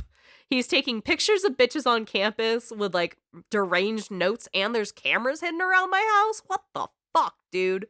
Max is like, "Yeah, that dude's fucking crazy." I mean, depending on where those cameras are in your house, that could be very creepy and disturbing. It's like hallways and shit. Nothing's in the bathroom. That's to be very clear. Yeah, or her bedroom. That's the other big scare. Yeah. Chloe reveals that she was meeting Nathan Prescott out at a bar the other night, and Nathan dosed her with, like, some bad shit. Chloe and Rachel snuck into Nathan's room to try and steal his shit and fuck with him, but he had dosed her. She woke up and he was creeping on her, but she was able to, like, fight him off and escape. She figured she would make him pay to keep her quiet and get some money out of him, because he has hella money, but he showed up with a gun. So that plan is fucked. Yeah. She needed money to pay off her dealer to get her and Rachel out of town so they could escape to LA. And that's kind of where all this drama led to. And so she's still of the mindset that Rachel's coming back for her. Something happened to Rachel, but she's like, "There's a chance we can figure this out." We'll make it work and we'll run away to LA together. Chloe says it feels so insane to see Max again after all these years, and frankly, after so much loss. They're sitting out under the lighthouse and they have a moment. Through this moment, Max starts feeling weird, grabs her head, and in a flash is brought back to her nightmare storm dream. She sees a ghostly doe in the distance on the trail, and she follows it. She looks, trying to see if Chloe was still up there on their bench, but doesn't see her. She's never seen a storm like this in Oregon. Once again, she sees the storm pick up a boat and fly it straight into the lighthouse, just like it did in her dream earlier. The storm and the tornado and tsunami brewing rages on as she looks around. Chloe isn't there, but destruction is clearly imminent. She finds a newspaper showing that the date is this coming Friday, October 11th. She's like, that's 4 fucking days away. Okay, so she is seeing the future, allegedly.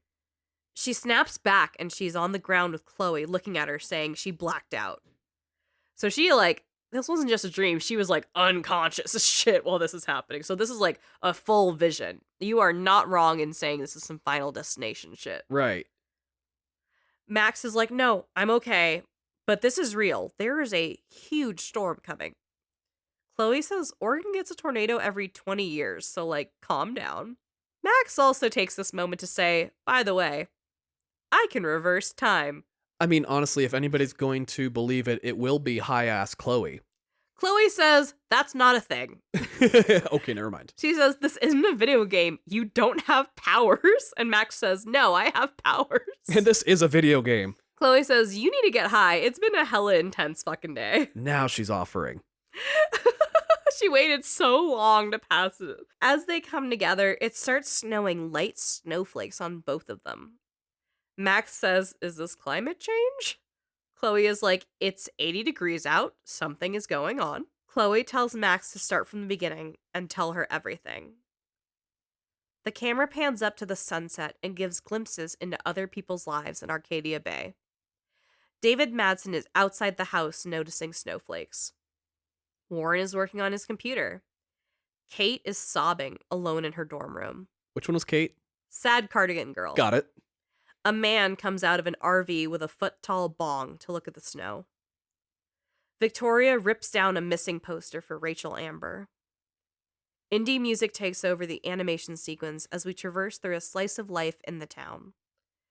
At the very end, we see a pan over thick books, all in red casings.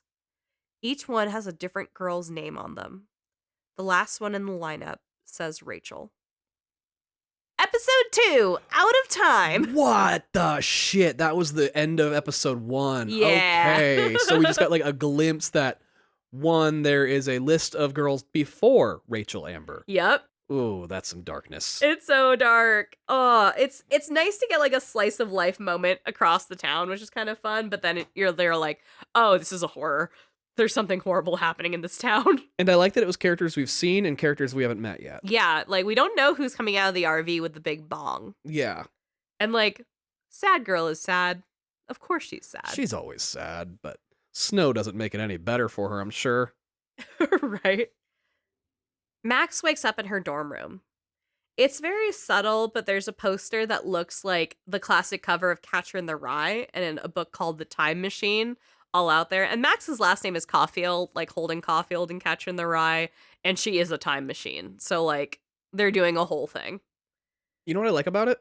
Do you like the heavy-handedness? The heavy-handedness, yeah. She's apparently been researching quantum physics all night and is exhausted. Also, just as a fun game mechanic, there's a plant in your room, and if you don't water the plant, it will die. I also love that she was just like, I'm going to look up quantum physics. Casually. Yeah. Just for conversation. I need to understand that. Yeah. Max makes her way to the dorm bathrooms to get her day started, and she hears some girls gossiping about the Vortex Club and saying that everyone's seen this by now. Some video is clearly going around campus. Max isn't cool enough to know what's happening in school, so she's completely oblivious to this. In the bathrooms, Max runs into Kate, the sad cardigan girl. She is super depressed and looks like she just got done crying, which, yes, is her standard mode, but extra right now. Okay. Max takes a shower in this like David Cage minus the nudity inspired sequence. Like we get a lot of shots of her just running her fingers through her hair. It's a lot. Really unnecessary. Like, again, I say, like, she's not a sexualized character at all. No. So to have these weird, and showering's not sexual, but the nudity of No. it is. Yeah. We don't see anything. Like you get like neck up of her being like, water. This is great. But it's like, we spend a lot of camera time on her, and it's like, can we get over this? I want to get back to the story. Yeah, showering's not a necessary thing for you to watch in the game. Entirely. Anyway, Victoria comes in, that pixie bitch, to bully Kate and saying the video of Kate was going around. Victoria thinks it's awesome that Kate set a tongue record on video, which is such an insane thing to say to another person. Tongue record? Yeah. What's a tongue record? Well, she calls Kate a virtual slut, and that makes Kate run out of the bathroom. So, So she was, getting some tongue action or giving some tongue action on video. Oh, God. Victoria and her mean girl friends are in there, and they're also talking about how Max is like a super try-hard loser, which like Max had nothing to do with this. They're just going to be like, who else can we bully right now? And like, what is she doing to be a tryhard? Nothing. She's actually not trying hard at all. She's making no effort with these people. She could not care less. She simply exists. Yeah, with her selfies. Actually, maybe it's the Polaroid thing, right? Yeah, it's probably the Polaroid thing. Okay. Not that she deserves it. I'm just trying to figure out where the justification is in trying. Right, in their phrase. I mean, again, she is really just jealous that Mr. Jefferson like pays attention to Max, and she's been there, what, a month? Yeah, entirely. She's like, you are new, and our teacher, who I am in love with, keeps saying you have a gift, and I am jealous, because fuck you. Anyway, Victoria writes something on the mirror, and then she and her little mean girl friends leave. Max finishes the most awkward shower of her life and leaves her little bathroom stall and sees the mirror has the words www.katesvid.com, which for a while was a working website but does not work anymore. Oh, damn, that's great. I mean, yeah, I was going to say these rich kids can afford the web hosting fees, but I guess Square Enix couldn't for the long term. This game's been out for a while. It used to link to a video of Kate making out with a bunch of people at a Vortex Club party last night. So like a bunch of people in a row? Yeah. Nice. The video is called Church Girl Gone Wild. I mean, if you've ever known a church girl. No. They don't get very wild. Oh. That's right. Catholic school, huh? No, I'm kidding. I actually used to buy ecstasy from someone in a church youth group. Yeah, I was going to say, there are definitely the church girls that are good, and there are the church girls that are not. Like, my best friend went to a different high school than me, but our parents went to the same church, so we knew each other from growing up, going to, like, Sunday school and shit. So, like, we'd be like, oh, yeah, drop us off for Thursday fucking church group. And, like, I'd be like, let's go buy pot. And she'd be like, cool. And, like, she smoked me a couple times, but she was definitely there to babysit, which was, like, very sweet of her. I still love you very dearly. I will not name you, but yeah, awesome girl. I took my first pregnancy test in a bathroom with her. Were you her, Chloe? Oh my God, was I her? Do you think I'm her Chloe, knowing who it is? Yeah, I'm a little Chloe. Her Chloe. Oh, She's definitely a Max. shit. Yeah, 100%. Oh, well, that doesn't bode well for the ending of this game. So sorry, babe. I do say hella too much. Anyway, there's a Halloween party coming up that Max does not want to go to, but is basically peer pressured into by some other girls on her dorm room floor. And she's like, whatever. Anyway, Max goes back to her dorm room where someone went into her room and spray painted over her selfie wall, "Nobody messes with me, bitch." Like, who the she's not messing with anyone. And this is literally a Tumblr wall where it's like Polaroids like taped to the wall in a big grid. So, it's probably like 100 Polaroids that take up this whole wall. And someone spray painted all over it. "Nobody messes with me, bitch." That's insane.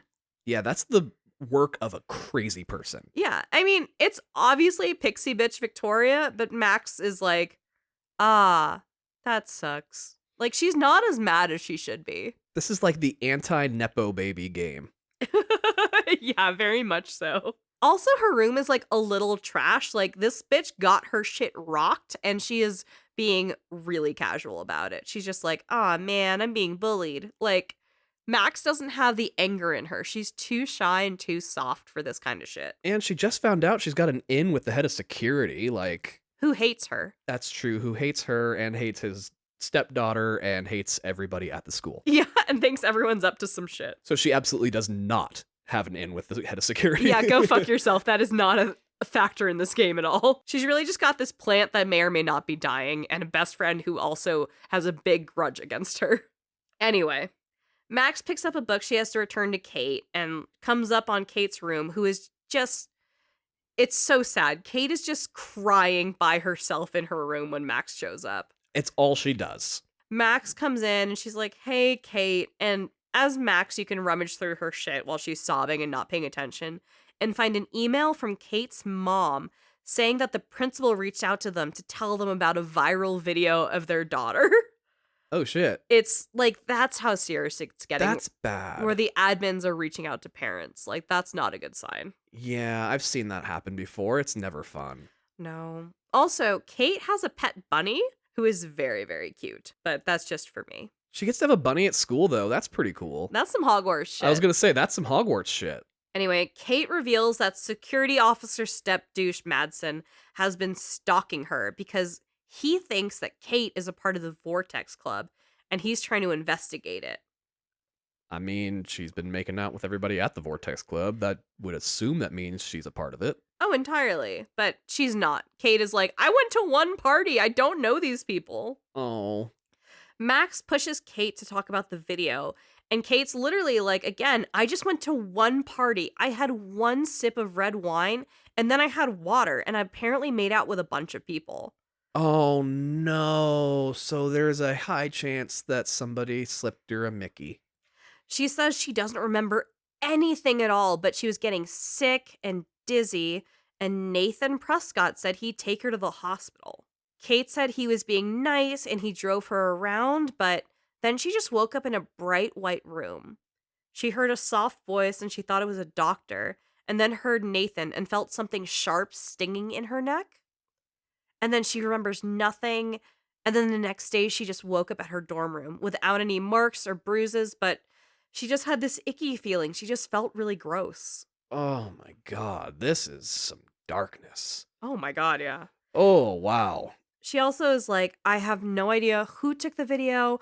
I don't remember kissing anyone. I don't know what happened. And she's like, so, Max, I gotta ask, how do I get a video on the internet taken down? Like, Max is gonna fucking know. Max is like, I have no idea, but I will help you. I am here for you. I got you. Kate asks Max to help her figure out if Nathan Prescott helped her or hurt her after the party. Kate asks Max if she should go to the cops or look for evidence. This is where you can open up a couple of dialogue options. We're not going to get into that. Max leaves Kate's room and gets completely text bombed by Chloe, telling her to go get breakfast with her and to not use emojis. To never use emojis? Yeah, Chloe's a bitch. You don't get to dictate what other people do. No, that's an insane thing. They've been friends again for 18 hours and she's like, never send me emojis. What the fuck? I mean, have you ever been in a relationship with somebody who wants you to immediately become the person they used to be in a relationship with? No. Oh, you haven't? Good. Have you? Yeah, I've definitely encountered that before, where it's just like they were on like this set of like, we were in a groove. We had this thing going and I want to be in that groove and you need to fit that groove. Oh, that's horrible. I have so much like, I don't know if it's ego or like stubbornness, but the second someone's like, don't do this or like speak to me this way, I'm like, oh, you can go fuck yourself. I'm done. You know, the second I hear it, the hairs on my neck stand up and I'm like, absolutely fucking not. I'm over it. I will either ghost or fight my way out of this. And those people are confrontational, so it's usually a fight. I mean, I've encountered people who have tried, but no, they're actually, now that you're saying it, there are a couple friendships that are popping into my mind of like, I need you to talk to me like this. And I'm like, I need you to eat my asshole because that's not going to fucking happen. Stand up for yourself, kids. Don't let people push you around. Fuck that shit. Yeah, you are absolutely a Chloe. I'm such a, but I'm not like a Chloe to be like, don't send me emojis. I'm like, fucking go off, bitch. Do what you want. I'm a respectful Chloe. That's true. Yeah. Chloe doesn't have the best life, so please stop saying that. That's true too. On the way off campus, Max runs into Warren, who is completely beat up from jumping Nathan yesterday. So Warren's whole deal is he's a film nerd who has a big crush on Max. He's like, okay, Planet of the Apes is playing at the drive-in, and I think you and I should go together because you love those old school ape movies. Let's do it. I got my ass kicked for you. Now, Come is on. he saying that as like, I'm telling you like those old ape movies, or she has maybe mentioned to him? I think she mentioned it to him. I think they kind of bond over like weird shit because she does seem to kind of hang a little bit with movie talk, but she's just not as much of a fucking nerd as he is. That's fair. Okay. But he's kind of like, I got my ass kicked for you. Come on. And she's like, huh? Fine. Anyway, Max takes the bus down to the Two Whales Diner.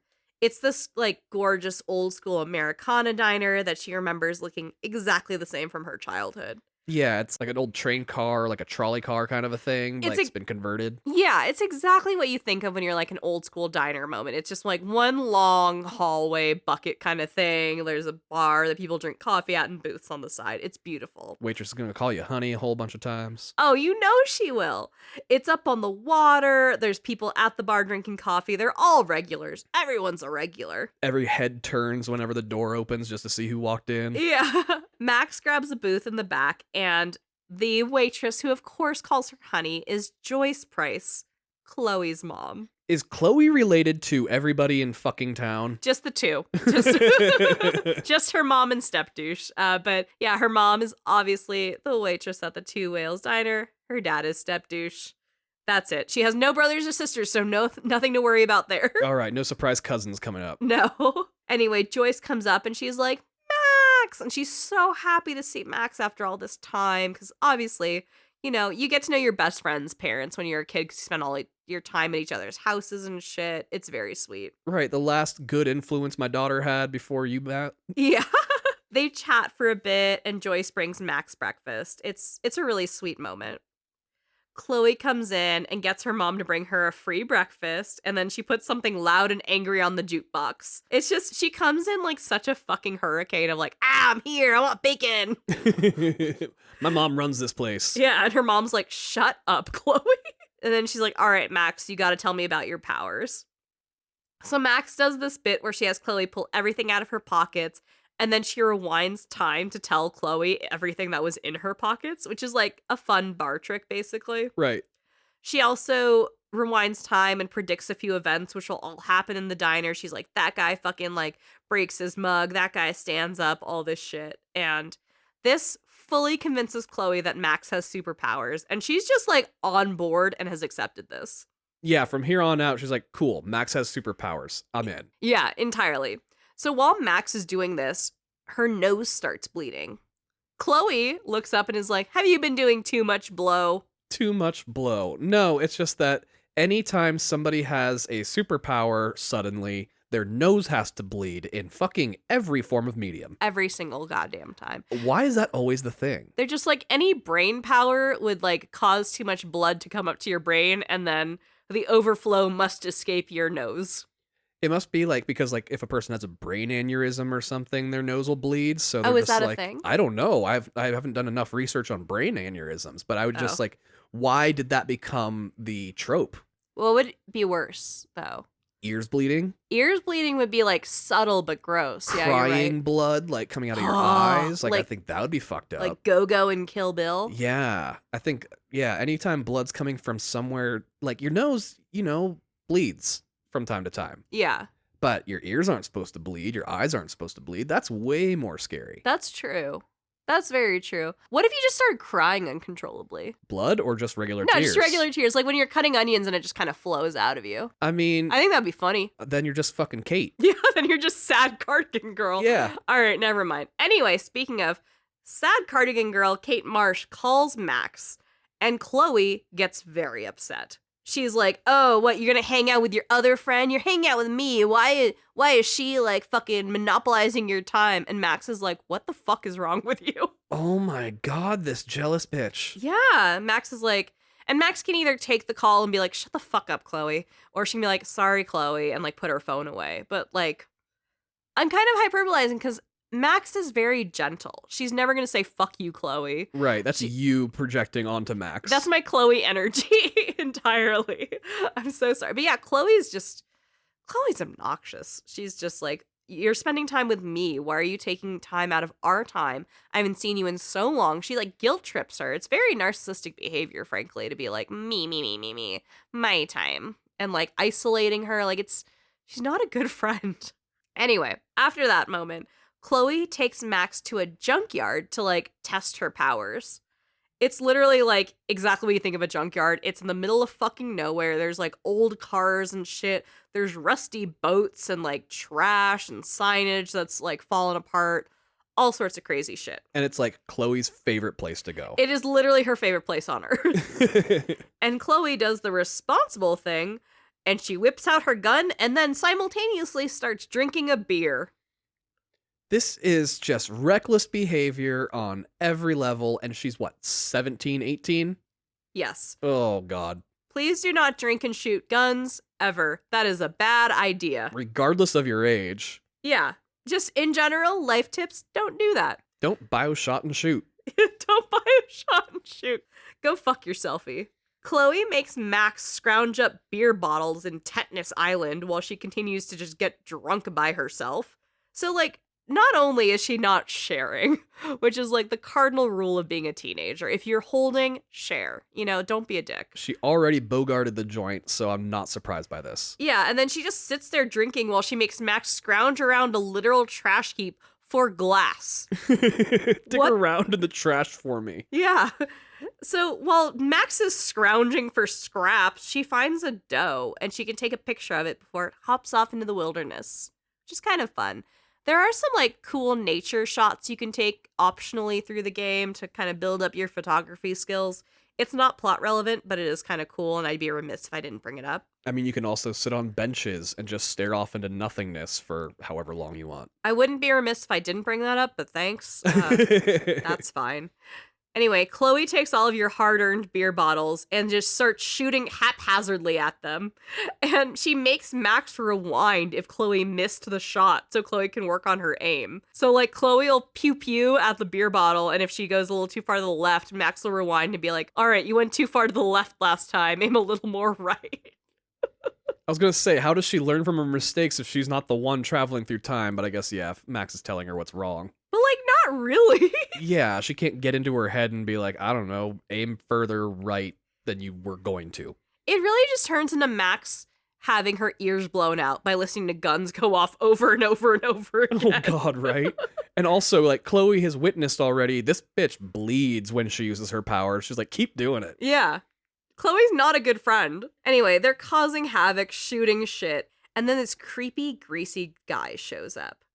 He is the same guy that was smoking weed out of the RV in the end of the last episode. Mystery Man. His name is Frank, and he knows Chloe real well. Oh? Chloe is not happy to see him, as that's the guy she owes a ton of money to. Oh, that kind of knows really well. Chloe looks at him and she spots a bracelet on him and she's like, that's Rachel Amber's bracelet. Give it to me. And she like runs over to like rip it off of him. Oh no, the missing girl. He pulls a knife on Chloe and he's like, I'll fucking tear you apart. So this went from 0 to 60. Real fucking quick. Max has Chloe's gun, and if she tries to shoot Frank, she'll realize that the gun is out of bullets. Thank God. And Frank says he'll remember that Max tried to shoot him. If Max doesn't shoot Frank, Frank casually walks over and takes the gun out of Max's hands. Either way, he goes to Chloe with his knife and says, get me my money by Friday, and then he dips. I mean, regardless if it's empty or not, it would not be good that he had the gun. No, everything's terrible. I mean, honestly, nobody in this situation should have the gun. No, not even fucking Step Douche who has the gun. Right. But, like, no one should have the gun. Anyway, Chloe and Max dip out of the rust ditch and they start walking along these train tracks. Because they're just like, fuck this, we gotta walk it off. Max is so nervous about Frank. She's like, what the fuck, man? And Chloe is fronting really hard about being like a tough girl. She's like, fuck that dude, whatever. I'm not scared of him. Chloe says that she used to hang out with Frank and borrowed money from him so Chloe and Rachel could leave Arcadia Bay. Chloe is sad that Max and Rachel never met. So her plan was to take this money and run. Yeah. She never intended to pay this guy back. No, not at all. And she's like, why is he being a dick? Yeah, I can understand why he's being a dick. You were going to fuck him over, and now that your plan is over, you got to pay him. Yeah, go figure. What did she do with the money? I think she just bought weed. That sounds like Chloe. Because she's also just doing weed, by the way. Like, there's occasional drinking, but she's mostly just smoking weed. Like, she's not doing anything more on the expensive side, if you know what I mean. But wasn't she buying it from Frank? Yes. He should have caught on. Yes. Nobody's smart in this tiny town. No, despite being academy people, right. None of these people are very smart. Anyway, Chloe's like, man, I wish you and Rachel met. We would have all been hella best friends forever, which is also not the right use of hella. Like, the issue with Chloe is that she uses hella a lot and never in the right syntax, like never in the right spots. It's bad. It's just bad. Oh, I totally understand that one. Like, for example, there was older SNL sketch that used to come on. It was called Inside SoCal, and they'd always be like making fun of people from San Diego. And granted, the people they were making fun of sounded absolutely perfect. Except for their use of the word gangster. Oh. They misused gangster through the entire fucking sketch in terms of how people from SoCal use it. Oh. And like, for example, he's like, that's my stepdad. Yeah, he's pretty gangster. We didn't say it like that. It was like, oh no, these nachos are gangster. Very different kind of a adjective. You make it sound stupider in your version. Oh, it is. It's entirely stupid. It was right to be made fun of. Okay. But they still did it wrong. And it sounds like that's kind of what they did here. They're like, we know people use hella. We just don't necessarily understand how they use hella. I don't know where to put the word, so I'm just going to insert it wherever I feel like it. Right. And you're like, no, you're being a little too liberal with that. Calm down. Anyway, Chloe and Max are playing, and then they lay down on the train tracks because that's a good thing to do, you fucking idiots. And suddenly, Max blacks out again, and she sees the tornado coming for Arcadia Bay. It's still huge and looming and all-consuming, and she's just like, holy shit, the storm is fucking coming. As she comes back, she hears Chloe screaming that she's stuck on the train tracks. Oh, shit. Chloe's boot is fully stuck inside of the track, and the sound of a train is coming in the distance. Fucking Chloe, like, you basically live in this junkyard. Yeah. Why are you playing on a train track, and then why are you, like, sticking your feet in it? I mean, this girl was also drinking and shooting a gun. I don't expect her to make really good decisions. She's so dumb. She is screaming at Max to get her out of there because she can't dig herself out of the problem she just got herself into. Max buys herself time and manages to get Chloe free, who still manages to complain about getting splinters in her ass after getting trapped. This girl just whines a lot. Ugh, it's so bad. Anyway, she's like not as grateful as she should be, but is like, okay, thanks for getting me free from the train, whatever. Chloe drops Max back off at school, where they're both just like, hey, thanks. I'm really glad we can hang out again. Chloe thinks that Max's powers have something to do with the storm, and she brings up chaos theory and that it could be the end of the world or something, but whatever. We have each other and we love each other. Since when does Chloe study chaos theory? She probably heard a podcast about it. I don't know. She's probably, like in last podcast on the left where like they talk about chaos theory and shit. I bet it's some shit like that. Like, I would give it some like high conspiracy energy here. Got it. Max is going to go to Mr. Jefferson's photography class because like this whole thing happened so early in the day she can still make it to school. Right. Max ends up wandering around campus, and she sees some notes about the end of the world party from the Vortex Club this Thursday. And she's like, cool. I have to schmooze my way into getting invited to that party. And there's like some interactions with staff and students that you have to do, and you can like talk to other friends and stuff, but there's nothing too crazy aside from like making sure you get on the list for this party. Hanging out with Warren's a thing, but whatever. It's the elite thing to do. Yeah. When you get to your classroom, you see Kate and Mr. Jefferson talking, and then Kate storms off, sad. I don't like that Mr. Jefferson's shirt is buttoned down to be a V-neck, by the way. I'm just going to throw that out there. Oh, he goes super deep with the unbuttoning. It's a deep V. Yeah. Anyway, Mr. Jefferson talks to Max about Kate, and Mr. Jefferson suggests that maybe Kate is bringing all this drama upon herself. Which, like, victim blaming? Really? I mean, this guy just sounds like he is the biggest fucking tryhard I've ever heard of in my life. Like, he wants to be the cool teacher. Ew, isn't that so gross? And he works really hard to be the cool teacher. Yeah. Anyway, Max can kind of sneakily bring up Rachel Amber, and Mr. Jefferson goes, hey, I miss Rachel, but, you know, Rachel and Kate probably have nothing to do with each other. Anyway, I have a phone call, I have to go. And he, like, walks off to take a call. What did fucking Rachel Amber have to do with Kate? Max is just kind of poking around. She's like, there's weird shit happening. What do you think about Rachel Amber? Right. She's not an investigator. This is not like the Batman Discovery pieces in those games. She's not Columbo. Yeah. Anyway, in the classroom, Victoria and Nathan are sitting on Max's desk. They're such dicks. Nathan calls Max an attention whore. And they just do, like, this weird, intimidating kid shit and, like, tell her to take a selfie of herself. And it's all very go drink a bottle of yourself, you know? It's, like, such stupid teen intimidation shit. Well, it sounds like these kids who have, I hate saying it, but they've worked really hard to be the popular kids. And they see any kind of outside source as being a threat to that popularity. Yeah. Because these people don't have, like, the context for why they're popular or anything. Yeah.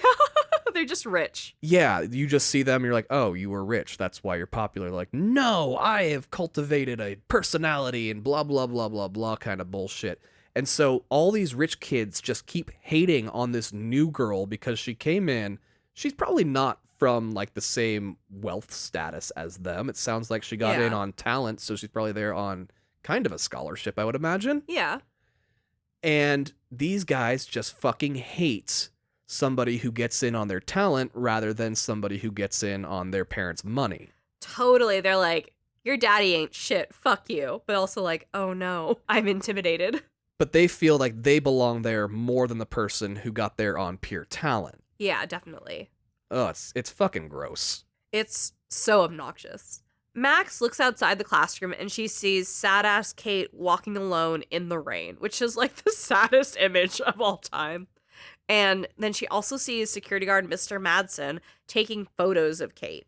And she's like, what the fuck? Warren comes into the classroom and sits on Max's desk after Victoria and Nathan left. And he's like, hey, I just saw Kate walk away crying. Kate's always crying, Warren. Don't worry about it. Yeah. The class starts. Mr. Jefferson tells Warren to get out because he's not in the class. And then he's like, where the fuck did Kate go? Where's Kate? You don't even go here. Yeah. Mr. Jefferson also, like, opens his class by bringing up Kate's video and is like, how would you like it if videos were going around about you guys? Which is such an aggressive way to start a conversation that doesn't include the person and, like, everyone knows what you're talking about. Like, what are you doing? This is not appropriate coming from our photography teacher. Granted, I agree 90% with what you just said. However, I do think it's appropriate to take an aggressive stance with these types of kids to, like, try to get them to understand the consequences of their actions. Yeah, especially if there's kids as bratty as Nathan and Victoria in that room, where you need to be hard with them and be like, the fuck is wrong with you, you know? Right, and had he gotten her permission to talk about it, it'd be a completely different fucking story. Yeah. But the fact that he does it without her permission, he is just not going about this the right way at all. And the fact that he also, a moment earlier, was like talking to Max going, maybe she brought this on herself. Yeah, he's not the right person to be dealing with it. No. I think somebody could be taking an aggressive stance with it to get this to stop, but I don't think he was the right person. However, the staff might have looked at him and been like, well, you're the one that's popular with the kids, so you should do it. That's so sad to be like, you're the hot one. You gotta go lead the children. Basically, yeah. What dystopian nightmare. They'll listen to you because they think you're hot.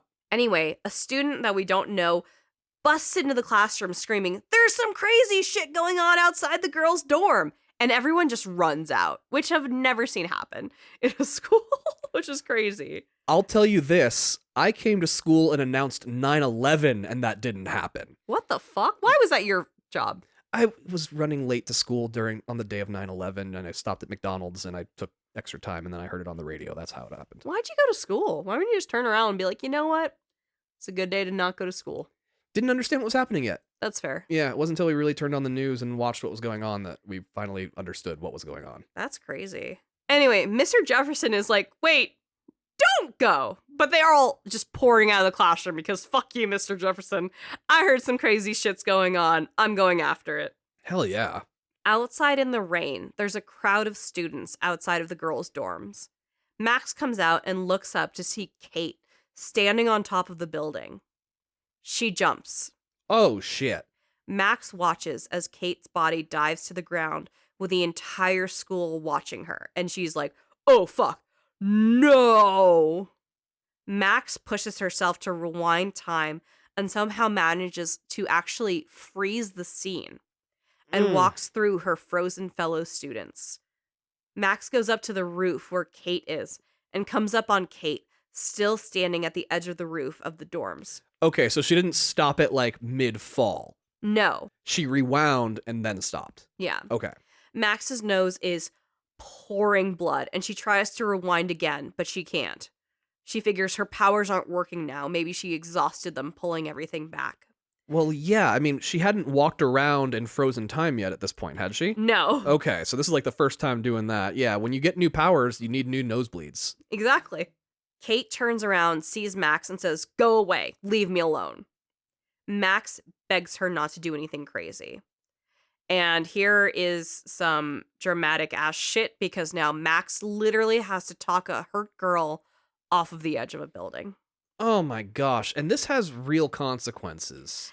Now, Tom fucked this up. I did! Again! I got a character fucking killed! Okay, so yeah, there's permadeath here. Yeah. I did not fuck this up. I didn't know you could fuck this up. I didn't know you could fuck this up either.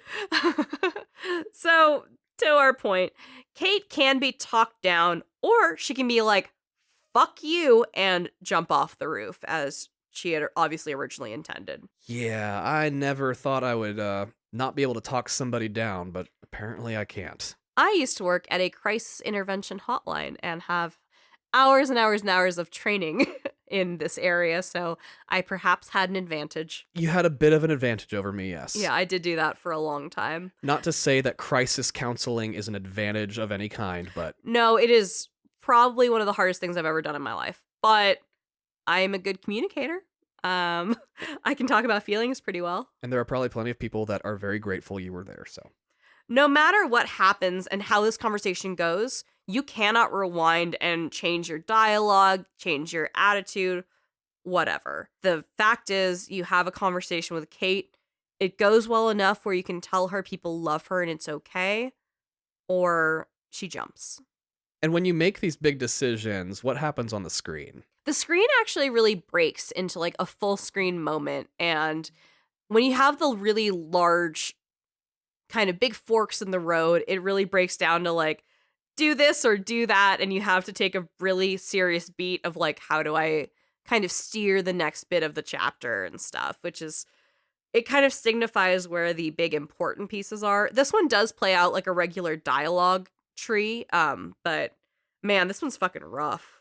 And to represent all of the different changes that could come down the road because of it. Oh, you do get a little blue butterfly in the corner because this is a butterfly effect game. Right. It's, again, I love the heavy-handedness. I will argue that it is worse in Until Dawn because they literally have a conversation where characters go, here's what the butterfly effect is. And then they say butterfly effect like a couple times in Until Dawn. That's true. With this one, you just, obviously the butterfly happens in the bathroom and we see it on the fucking screen, but these aren't subtle. Whatever. It was early for this kind of game. That's true. No, the first always looks cliched in the rearview mirror. Yeah, exactly. Anyway, no matter what happens, later on campus, you're outside with Warren talking about how wild it is that you may or may not have seen someone jump off the roof.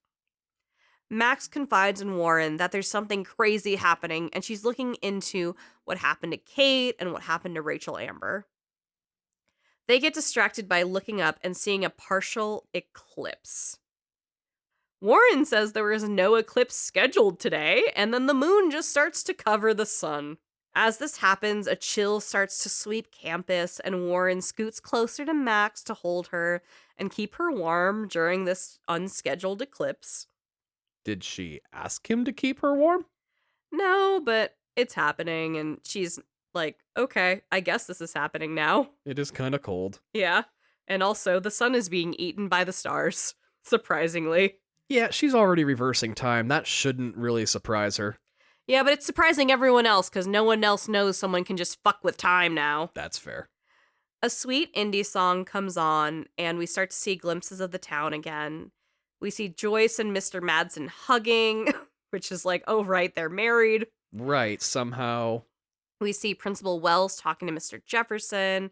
We see Victoria quietly crying in her dorm room and then stop the second Nathan Prescott enters. We see Frank sitting along the water, petting his dog as they watch the sun disappear behind the moon. I love Frank so far because, like, we've seen him 3 times. 2 of them, very peaceful. Yeah, just kind of chilling, smoking, enjoying nature. Yeah. And then once holding a knife to a child. Yeah, entirely. Frank's funny. Anyway, fun thing, Frank's driving an RV, right? And the license plate of the RV says Breaking Bad. Oh, God. So he's just like, yeah, I know it. He's like, I get the whole deal, yeah. We see Chloe smoking at the lighthouse as she looks down at the town. And then she texts Max and she's like, we gotta get to investigating some shit. And then the last shot we see those same red binders and books from episode 1. We see the red book saying Rachel.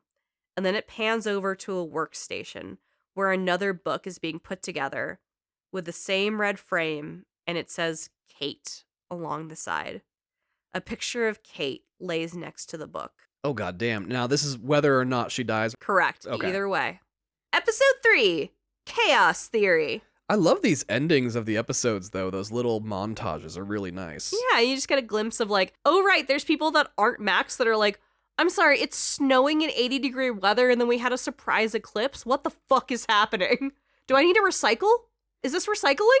I mean, you so very rarely get to see the perspective of people outside the main characters and how, like, things are affecting them. That's true. You really don't get to see anything else than the protagonist of whatever you're doing. Especially in a video game, you know, of all things. Because, like, that's the thing that keep talking about on The Last of Us TV series. Like, you know, in the game, you are Joel, so everything has to be from his perspective, or sometimes Ellie.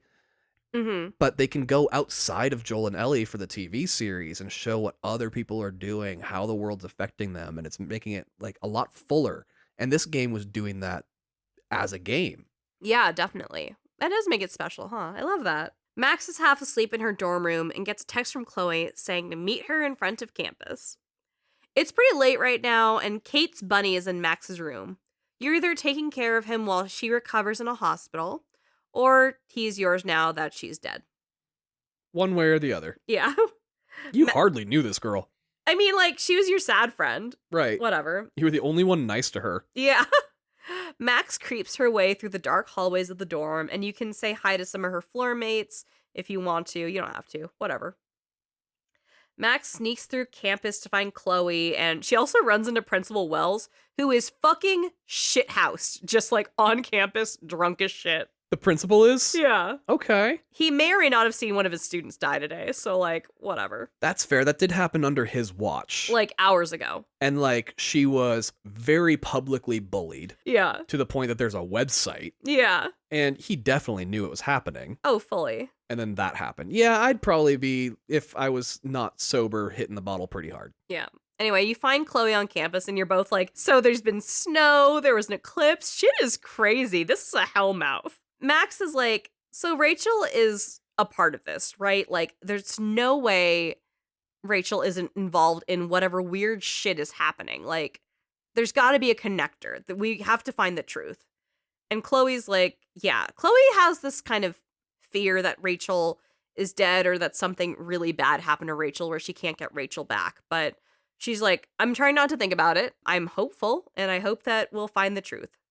Anyway, Chloe stole the keys to Blackwell Academy from her stepdouche, so she's like, we need to start snooping and find out what's going on, because, like, there's something going on with the school, something about Rachel, and something about Kate, right? Yeah. They sneak into campus and they roll up on Mr. Jefferson leaving the building with Victoria. And Victoria is trying to comfort Mr. Jefferson, and she's like lying about how close she is to Kate. She's like, Katie and I were so close, and no one's called her Katie this entire fucking game, so what are you doing? Literally, the first thing we saw of her was her bullying Kate Yeah. by throwing paper at Well, her. that was her one blonde crony, but it was like under Victoria's rule to be like, yeah, bully the sad girl. Oh, got it. Victoria also immediately asks Mr. Jefferson how this will affect the Everyday Heroes contest. Ugh, this bitch. Just always has a bottom line. She's the worst. Victoria also calls him Mark, and he's like, no. It's Mr. Jefferson, you child. Good. She says she'd love to win the contest so they can spend some time together. He says, I'm going to pretend you didn't say that. She is the fucking worst. And Chloe and Max are hiding behind some signage, just watching this happen, being like, this dumb bitch. Anyway, they depart. Chloe's like, all right, shit's about to get real. Chloe uses her keys to get into the school, and they make their way to the admin office and Principal Wells's office. They don't have the key to Principal Wells's office, unfortunately. So Chloe's like, all right, I'm going to pick the lock with a stick and some paper clips. And this just means she continues to be useless while Max does truly all the heavy lifting. Does she manage to do it with a stick? No. Okay, I was gonna say, that's pretty fucking impressive if she can pull it off with a stick. Yeah. So anyway, Max is like, I have an idea. I have access to the whole fucking school. So she texts her friend Warren, who, again, got his ass beat for her. He's also a science whiz. And she's like, hey, if I had access to the science lab, could I, like, I don't know, build a bomb? And he's like, well, yeah, of course. Why are you asking? And she goes, don't ask me questions, but can you, like, text me instructions to making, like, a small bomb? And he does this without asking questions. I mean, I would probably trust Max if she was asking about that. But also, that's a red flag. That's definitely going to get you on a list of some sort. You know, like, that's some anarchist cookbook shit. Yeah. That's bad. Anyway, Max goes into the science lab, collects a bunch of shit, builds a tiny bomb, blows up the door, which also sets off the fire alarm, goes in, closes the door, resets time so that she is inside the room before she blows up the door. Okay, and hopefully before she texted a person asking for instructions on how to build one. I'd like to think she did zoom back to kind of erase that convo. Yeah, that's the smart thing to do. Yeah. So from the inside, Max unlocks the door and Chloe's like, god damn it. You used your powers to beat me. And Max is like, yeah, you dumbass. You were just poking the lock with a fucking paperclip.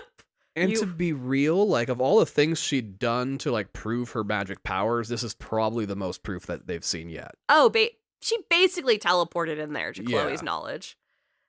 So Chloe comes in and she immediately sits in the principal's chair and puts her boots up on the desk and is like, just fucking living the life in this admin office. Ridiculous. They find Nathan's folder, which is his, permanent record? That's what people call it. Which is not a real thing. Permanent records, yeah, they don't exist. Don't be afraid of a permanent record. No. There's all these disturbing ass notes and like drawings in his records, though. There's one that's just a big wall of text just written over and over again like a crazy person that says Rachel in the dark room. That's not good. There's a note saying Nathan has David, the step douche, looking into people for him. Which is, what the fuck? Nathan has David working for him? Yeah. And we know that David has a bunch of pictures of Kate? Yeah. Oh my god, and like, literally the first thing we met of this fucking kid was he shot Chloe. Yeah. What the fuck? This kid isn't a good person. Let's just get that out there. It's ridiculous. They're like, holy shit, so he's all fucked up. Chloe isn't as concerned about this for some reason. She's like, I want to steal this chair. This is a great fucking chair. And Max is like, please don't steal a chair. I can't believe I have to say this out loud, but please don't steal a chair. They're going through the principal's desk too, and then they find this big folder of money. The money is marked handicap fund. Obviously, Chloe wants to steal this and give it to Frank to pay off her drug debts. You can talk her into leaving it, or you can take it, and then you both leave the office. Yeah, I mean, I don't think that was going... Who keeps an envelope of cash marked handicap fund? That is a fucking bribe if I've ever seen one. Yeah, handicap fund kind of sounds like bullshit, huh? Yeah, it sounds like total bullshit. It sounds like when you told the principal that Nathan Prescott had a fucking gun in the bathroom, he went and said something about it and he got paid off to keep quiet about it. How about we buy you a new ramp, buddy? Yeah. Oh, yeah. I didn't think about that. I was just like, don't do that. So, you know what? Go ahead and take that money. When Max meets Chloe outside the office, Chloe's like, hey, you want to go swimming? We have the keys to the pool. And Max says, we hella deserve it. Splish splash. Max is using Chloe's phrases now. Cute. Yeah, it's... Oh, I didn't think it was... If they just don't use it right. They can go in through the boys' locker room or the girls' locker room to get to the pool, and the pool is home to the Otters, the Blackwell Academy swimming team. Chloe gets down to her underoos and jumps in the pool and tells Max to join her. Max gets down to her underoos and jumps in. Max is afraid of Jaws, so the first thing Chloe does is sing the theme to her, and then they splash each other, which is just like... Chloe's mean. She's just like, oh, you're afraid of something? That's funny to me. Right, I'm going to make sure that you suffer for just a minute for my amusement. Just a moment. Chloe says she wishes Rachel was there. Chloe also manages to attribute Max's powers to herself, since they kicked in when Max stopped Chloe from being shot. This fucking main character syndrome bitch. Obviously, Max is the main character. Is she? Chloe's not the main character till the DLC. They do have like a nice BFF heart-to-heart aside from Chloe's ego, and then they go up to get dressed. As they get ready to leave, someone comes into the pool and they have to hide. It's probably because they turned the entire lights on and like, you know, people notice when a pool is on or off. Yeah, they weren't being fucking subtle. No. There's security guards patrolling campus saying, patrol the whole perimeter! So they have to like hide inside of a locker and stuff. It's really dorky, though, because the guards are like, I have a flashlight and a stick, which, shut up. Who are you scaring? Oh, no, he has a stick. Fuck me. Like, shut up. And they all work for Step Douche, so they all have to talk all military and shit. Yeah. They manage to sneak out and evade the guards, and after this, Chloe takes Max back to her house. The dorms are probably a little too hot to sneak back into right now with all the security. Max and Chloe fall asleep in Chloe's bed, and they wake up to a bright, fresh morning. Max wakes up and immediately takes a selfie of herself in bed, and Chloe wakes up and pops into the shot yelling, "Photo bomb!"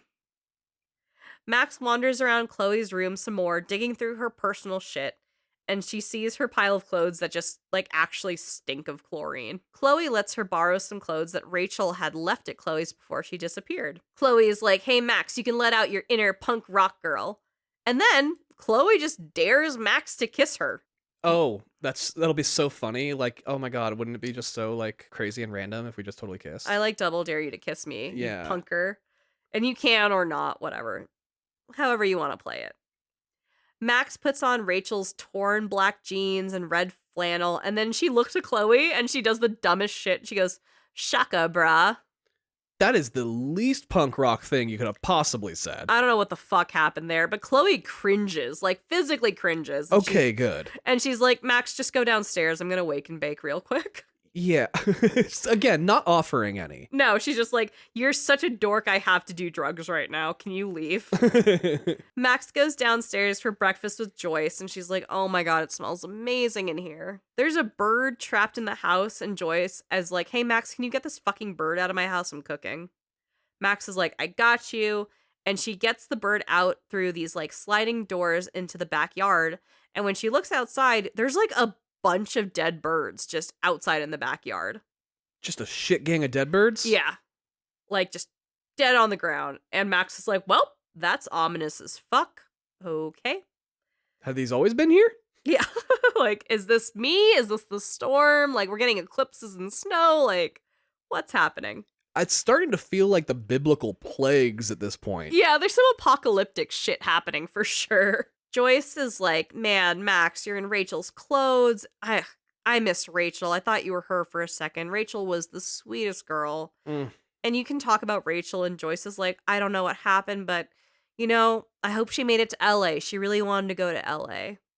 Like, it's one thing to get a new friend, it's another to try to make them into your old friend. That's kind of what I was saying before of just like Yeah. trying to get back into this groove that you used to be in. Yeah, totally. And like minor spoilers for the prequel, but Chloe and Rachel did have some sexual chemistry. So like perhaps her kissing Max as she's like, put on her clothes, kiss me. It's sad. It's this like stepping into a ghost situation. Yeah. Ugh. I've never done that. It's weird. Not kissing, just trying to be someone else. Right. Like it's not a thing. Anyway, Joyce and Max sit down, they start eating, and Chloe comes down just immediately starting shit. She's like, I'm loud and angry. Chloe whispers to Max to go to dig around Step Douche's shit to like, look for clues. And probably just to piss him off further. She just likes doing that. Yeah, she fucking hates him. Chloe picks a fight with her mom to distract Joyce so Max has enough time to dig around Step Douche's shit. Looking through Step Douche's computer, Max finds a picture of Rachel Amber kissing Frank the dealer. Oh, shit. Max also finds a file on Kate, which kind of just follows her around, and a file on herself, which means that Step Douche has been stalking not only Kate, but also Max. This dude, I say this douche Yeah. really needs to go down. He's fucking crazy. Like, that is the creepiest shit imaginable. They're teen girls, you fucking lunatic. Like, you don't do that. No. I mean, Max rejoins Chloe at the table, and Step Douche finally comes in. He's bitching about how some entitled students broke into the pool last night, and he's been all hawked up and self-righteous about how he's gonna bust them and make them pay for all the time he had to put in paperwork for, which is like really funny because he's like, these entitled pricks, and it's like, no, it's these two idiots. Literally the two sitting before you. And also, like, they're fucking kids. They're gonna do shit. Yeah, get over it. Nothing was broken. Right. They didn't vandalize shit. They didn't fucking do crazy shit. Like, in high school one time, someone put like gum in all the doors so they couldn't open school. Like that's actual vandalism. Right. They had to get a lockpicker or a locksmith and shit. But taking a splish splash, go fuck yourself. I had to look for kids that were having fun. Yeah. He also looks at Max and goes, "Are you wearing a Rachel Amber Halloween costume?" Oh my god. So she spent a lot of time in this house. Apparently, yeah. Joyce tells Step Douche to leave Max alone and to stop threatening students. Chloe starts getting into his face, too, and they all just start fighting. She's like, fuck you, and he's like, fuck you, soldier, ah! And you can step in or not, or kind of like, vibe your entry into this world. Not my place. Yeah, I would suggest not getting into other people's family shit. Right. Not your business. After the fight, you and Chloe have to leave because... why would you hang out at the house after a family fight? That's Right. crazy. Chloe and Max drive off, and Max tells Chloe that she saw pictures of Frank and Rachel hooking up by the RV, which is like news to Chloe. Yeah, she does not handle that news well. Max suggests they go over to Frank's RV to search it for clues on Rachel, because they were closer than anyone realized, so like he might know something. Frank is over at the Two Whales Diner, and they try to break into his RV. Frank has a big dog, which we saw in like a previous moment. So Chloe's like, okay, I have to go find a snack for the dog. You get the key to the RV, which are two very different objectives. Right. But she knows that Max can break into shit pretty easily with her powers. Yeah, that's true. But still, it's like, you are so useless, Chloe. But if she gets attacked by that dog before she gets to use her powers, everything's fucked. That's true. Max enters the diner and goes right up to Frank, and Frank looks at her and goes, "You tried to shoot me and now you're dressing up like Rachel? What the fuck is happening? What do you want?" Like, he does not take her seriously. I love everybody immediately calling her out for wearing Rachel's clothing. Oh, entirely. No one's letting her get away with this. It is fucking stressful. You have to talk to a couple people in the diner to get some information on Frank and say some trigger words to Frank to get him to take his keys out of his pocket. You do this, you grab his keys, you rewind, you have the keys to the RV. Everything's great. So with the keys, you get outside to the RV and you hand the keys to Chloe. Chloe hands Max a huge dog bone that she found and is like, all right, we have to be ready to do this shit. When the door is unlocked, you can throw the bone either into the parking lot or across the street. If you throw it into the parking lot, the dog just like beelines out, has a blast. If you throw the bone across the street, The dog gets hit by a car and dies. Oh my god, I was just gonna say, don't say it gets hit by a car. You can fully accidentally kill the dog, too. Oh my god, that'd be terrible. Now, inside the RV, you have enough time to explore, so, like, don't worry about that. But if he did end up taking the gun, you can find the gun here and reclaim it, which is kind of nice. That's but good. Also dangerous. Anyway, the whole RV is disgusting. It's a single dude who lives in there with his dog, and he's a drug dealer. It's not going to be cute. Right. Max calls it a made-for-TV hoarder. And she, like, literally wonders at points how someone could live like this. It's a pretty abysmal life, I can tell you that, probably. Yeah, it's a bummer. Through some searching, Max does find a bunch of pictures and notes and letters between Rachel and Frank, showing that they really did spend a lot of time together and partied a lot. Chloe sees these and she's like, she takes it personally immediately. She is mad that Rachel and Frank were hooking up, and she takes it very personally that she feels Rachel betrayed her. Betrayed her. I mean, like we said, they had some sexual chemistry, so I can see her being extremely jealous, or if they were potentially dating, that's cheating. Yeah. Max is like, Chloe, no one betrayed you. And Chloe storms out of the RV saying, fuck everyone. Why does everyone betray me? She and Dutch Vanderlyn would get along really well. She has no faith in anyone, though. That's the trick to it. That's true. They are playing the victim in betrayal a lot, but goddamn. Chloe also takes the keys to the RV and throws them onto the roof of the diner. She's like, fuck you. Nice. They tear out in Chloe's truck away from the diner. Because she's just like, fuck everything, I'm so mad. To the junkyard. Max actually takes a moment and she's like, hey, you gotta stop blaming other people for your own shit, basically. And Chloe says, yeah, but if it's not someone else's fault, it's mine. So it's gotta be other people. It can't be my fault that my life is like this.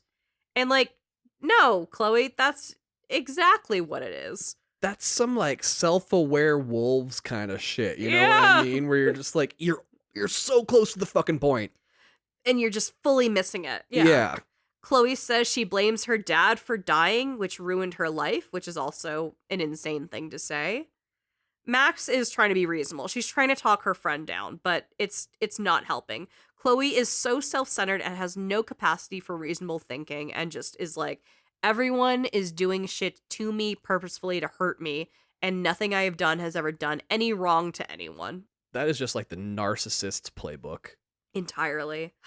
Anyway, your best friend pulls up to Blackwell Academy, and she refuses to make eye contact with Max when she drops Max off. She's just like pissy and taking it out on Max, the only person who's been kind to her. It's so ridiculous. And like, we all know that she's going to reach out to Max in like an hour as if nothing's fucking wrong. Yeah, and then be like, why are you being weird? Yeah. Ugh. This is giving me a little bad friend PTSD, I'm not gonna lie. She's not a great friend. No, and I've had friends that are like this insane where they're like, no, it's always me. I've never done anything wrong. Fuck you. And you're like, hold the fuck up. No, You I are can't do this. manipulative as fuck. Yeah. Anyway, Max goes back to her dorm room and looks at old pictures of her and Chloe from when they were kids. She's sad and she just misses her friend from before all this drama. She's just like, Jesus Christ. We are in a pickle. Why aren't we 13 anymore, for fuck's sake? Right? She looks at this picture of them as kids and she hears echoes of their voices as kids. This scares her because she's like, whoa, what the fuck? What's happening now? Okay, so she's like literally hearing the echoes. It's not just like one of those just like, oh, I'm having a nostalgia moment. No. She hears their voices. As she picks up the photo and focuses on it, the photo starts to blur. She focuses hard on seeing the image again. As she does this, the lights flash white. Suddenly, she is a child again, and Chloe's dad is taking a photo of Max and Chloe as kids. She's in the Price living room, and Chloe and her dad are being silly in the kitchen. She looks around at the Price house and asks herself how far back in time she is. That she's 18 years old, but inside her 13-year-old self now. Chloe and William go to make pancakes together while Max looks around the house. Looking around, she realizes this is the day that William Price dies. Oh, shit. That's some fucking darkness. Is she gonna try to stop that from happening? She is a 13-year-old child, and this whole story literally just turned into the movie Butterfly Effect, because, like, that's how that works in that movie. He's looking at pictures, and that sends him back in time and shit. But, like, damn, that is a fucking wild day to get sent back to then. The phone rings, and William answers. It's Joyce asking for a ride from William. He says, yeah, of course, I'll be there soon to pick you up. He starts to wander around looking for his keys. Max is like, oh my god, no, this is it. I can't let him go. I have to stop him from dying. She knows that in the world that she lived in, he found his keys, he went to go pick up Joyce, and he got T-boned and in a car accident that took his life. Max goes out and hides William's keys by dropping them down into the kitchen sink. When William can't find his keys, he's like, all right, fuck it. I'm taking the bus to go get Joyce. And he manages to avoid the car accident that takes his life. Max is like, hell yeah, the bus is great. It comes every 15 minutes, there's plenty of room, and you'll save the environment. She like weirdly nerds out on the bus, and she's jumping, and she's like, this is a great idea to take the bus. William's like, calm down, stop selling me on the bus, everything's fine. Okay, bye, kiddo. He's like, this was my idea. Yeah. The scene fades, and we see pictures of Chloe and Joyce at William's funeral disappearing.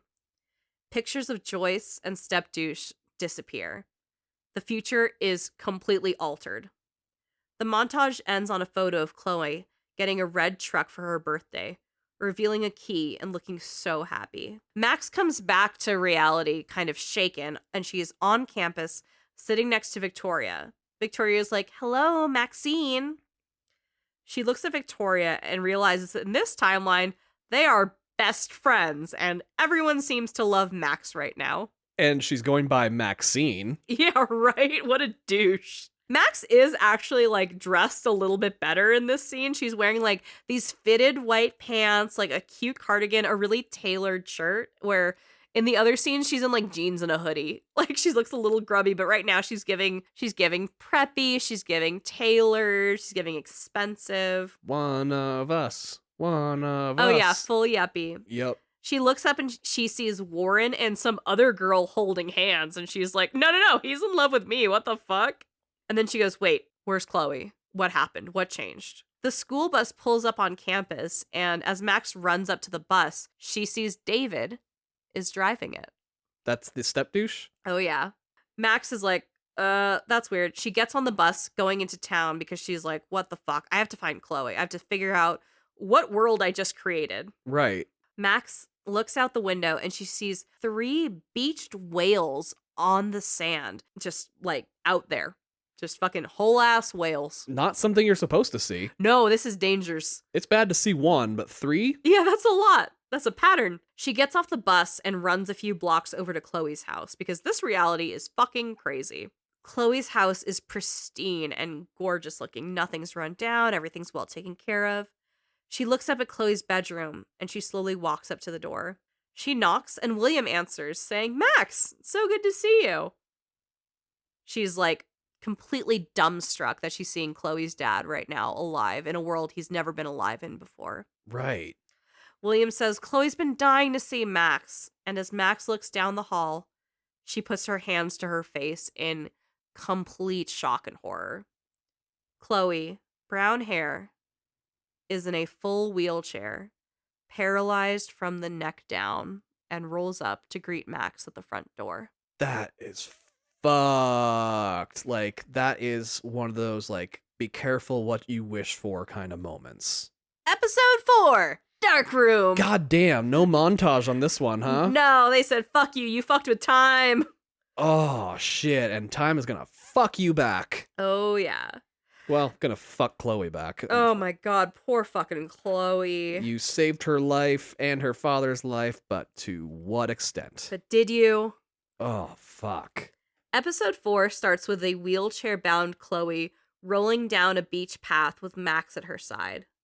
The sun is setting and a whole beach is just like this gorgeous orange tone. The row of large beached whales are still up on the shore for some fucking reason, and, people are kind of poking around at them, but they're kind of over it. Chloe says it's weird hanging out again, but it was nice that Max sent letters. Chloe said the worst thing Max can do is treat her like a baby, by the way. They stopped to look at the sunset and the beached whales. Chloe says she knows how they feel. Oh. Chloe says she doesn't want anyone feeling bad for her, that her dad still feels bad for buying her that car. Max asks about the accident, and Chloe says she got cut off by some asshole on the road, and she felt her back snap, and that was the last time she ever felt her body. Ooh. Chloe says she's glad Max showed up and didn't disappear like that girl from Blackwell. Max asks Chloe if she knew Rachel Amber, and Chloe says she just saw the story in the paper. Oh, fuck. So she never even met Rachel Amber. No. Max apologizes for not seeing Chloe more, and Chloe says it's fine. Max says it's hella cold, and Chloe says, oh god, I hate the word hella. We all do. Don't worry, Chloe. Fuck you. And they decide to go back home. Back at Chloe's house, they talk a bit, and Chloe is just soft-spoken and sad. Max feels bad that her actions kept William alive, but somehow paralyzed Chloe, so she's in this world of guilt that she can't express properly. Chloe's medical bills apparently cost around $1 million a year just to keep her alive, so $1 million. the family's in crazy debt, and they're just barely scraping by. Jesus. They watch Blade Runner together and fall asleep. Terrible choice. Max wakes up passed out on Chloe's bed as Chloe looks around. Chloe says it was so great seeing Max that it made her feel like a little kid again. Chloe then starts getting pain and sends Max off to get her morphine. Max goes off to get them and talks to William for a bit, and she gets a ton of texts from Victoria trying to see if Max is mad at her. Just such fun, dumb teen shit of Victoria, like, kissing Max's ass. It's good to see, like, her kissing ass for once. Oh, yeah. Max takes a detour and goes up to Chloe's old room upstairs. It's completely empty except for some random boxes of Chloe's old stuff. She also finds Joyce and asks her about a bus driver named David Madsen. Joyce is like, oh yeah, he comes into the diner sometimes. He's cute, but he's quiet. Which is so delightful to be like, do you fall in love all the time, or is it just this timeline? She's like, he's cute, so okay. Right. They talk a bit, and Joyce alludes to Chloe's system starting to fail her. Chloe doesn't have a lot of time left. Oh. Max finds Chloe's morphine and plugs it into her tubes. Chloe asks to see one of the photo albums so they can look at old kid photos together. They flip through some old photos, and they actually land on the same photo that originally sent Max back in time to save William. Yep, time to let him get those keys, huh? Chloe interrupts, saying her respiratory system is failing, and she was so happy to see Max again, and that this will be her last memory. Chloe asks Max to crank up the IV and let the morphine drip into her to let her go peacefully. Oh my god. You can accept and crank up her IV and let her go peacefully, or refuse and be like, Chloe, what the fuck? You can't ask me to do that. Right. No matter what you choose, Max does pick up the photo from the day William died, and she focuses on it hard enough to travel back. As she does, she just says, I'm sorry, William.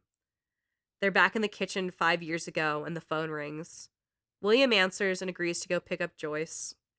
Max holds the photo that was just taken in her hands, and she drops it in the fireplace. Max watches William step through the doorway and stands in the hallway, stopping herself from crying. She apologizes to Chloe and says she tried and she's so sorry. She tells Chloe to be strong and that she'll always have her back. The scene fades, and the photos we saw earlier change back to the photos of William's funeral, and the family photos were swapped with Joyce and David's wedding. We see Chloe age again and dye her hair, and we see her partying with Rachel Amber. Max, unfortunately, but fortunately, has reset the timeline. And I love the fact that she burns the picture to make sure she can't go back. Yeah, she's like, I fucked that up. I can't do this again. We gotta turn this shit around. And it's an important lesson for her to learn, like, okay, I can reverse things in the last 10 seconds. Yeah, we can do a short time, like in Galaxy Quest. They can only go back, 13 seconds? Something like that, yeah, I think it was 13 seconds. An appropriate amount of time. So that way you don't affect, like, the future, necessarily. You're just affecting immediately right now. Totally. But yeah, going back and changing something that drastic, you see the literal butterfly effect and the ripples go out and just, it causes all new problems. Totally. It's ridiculous. Anyway, Max comes back to reality in the appropriate, we'll call it, timeline, and she's back in Chloe's bedroom. She looks at Chloe and she runs over to hug her. Chloe, I get a line in my run through where Chloe goes, "You get one kiss and now you're all over me." She also calls this hug a morning grope, and it's like, calm the fuck down. Morning grope? What the fuck is that? Max is just like, I spaced out. I'm sorry.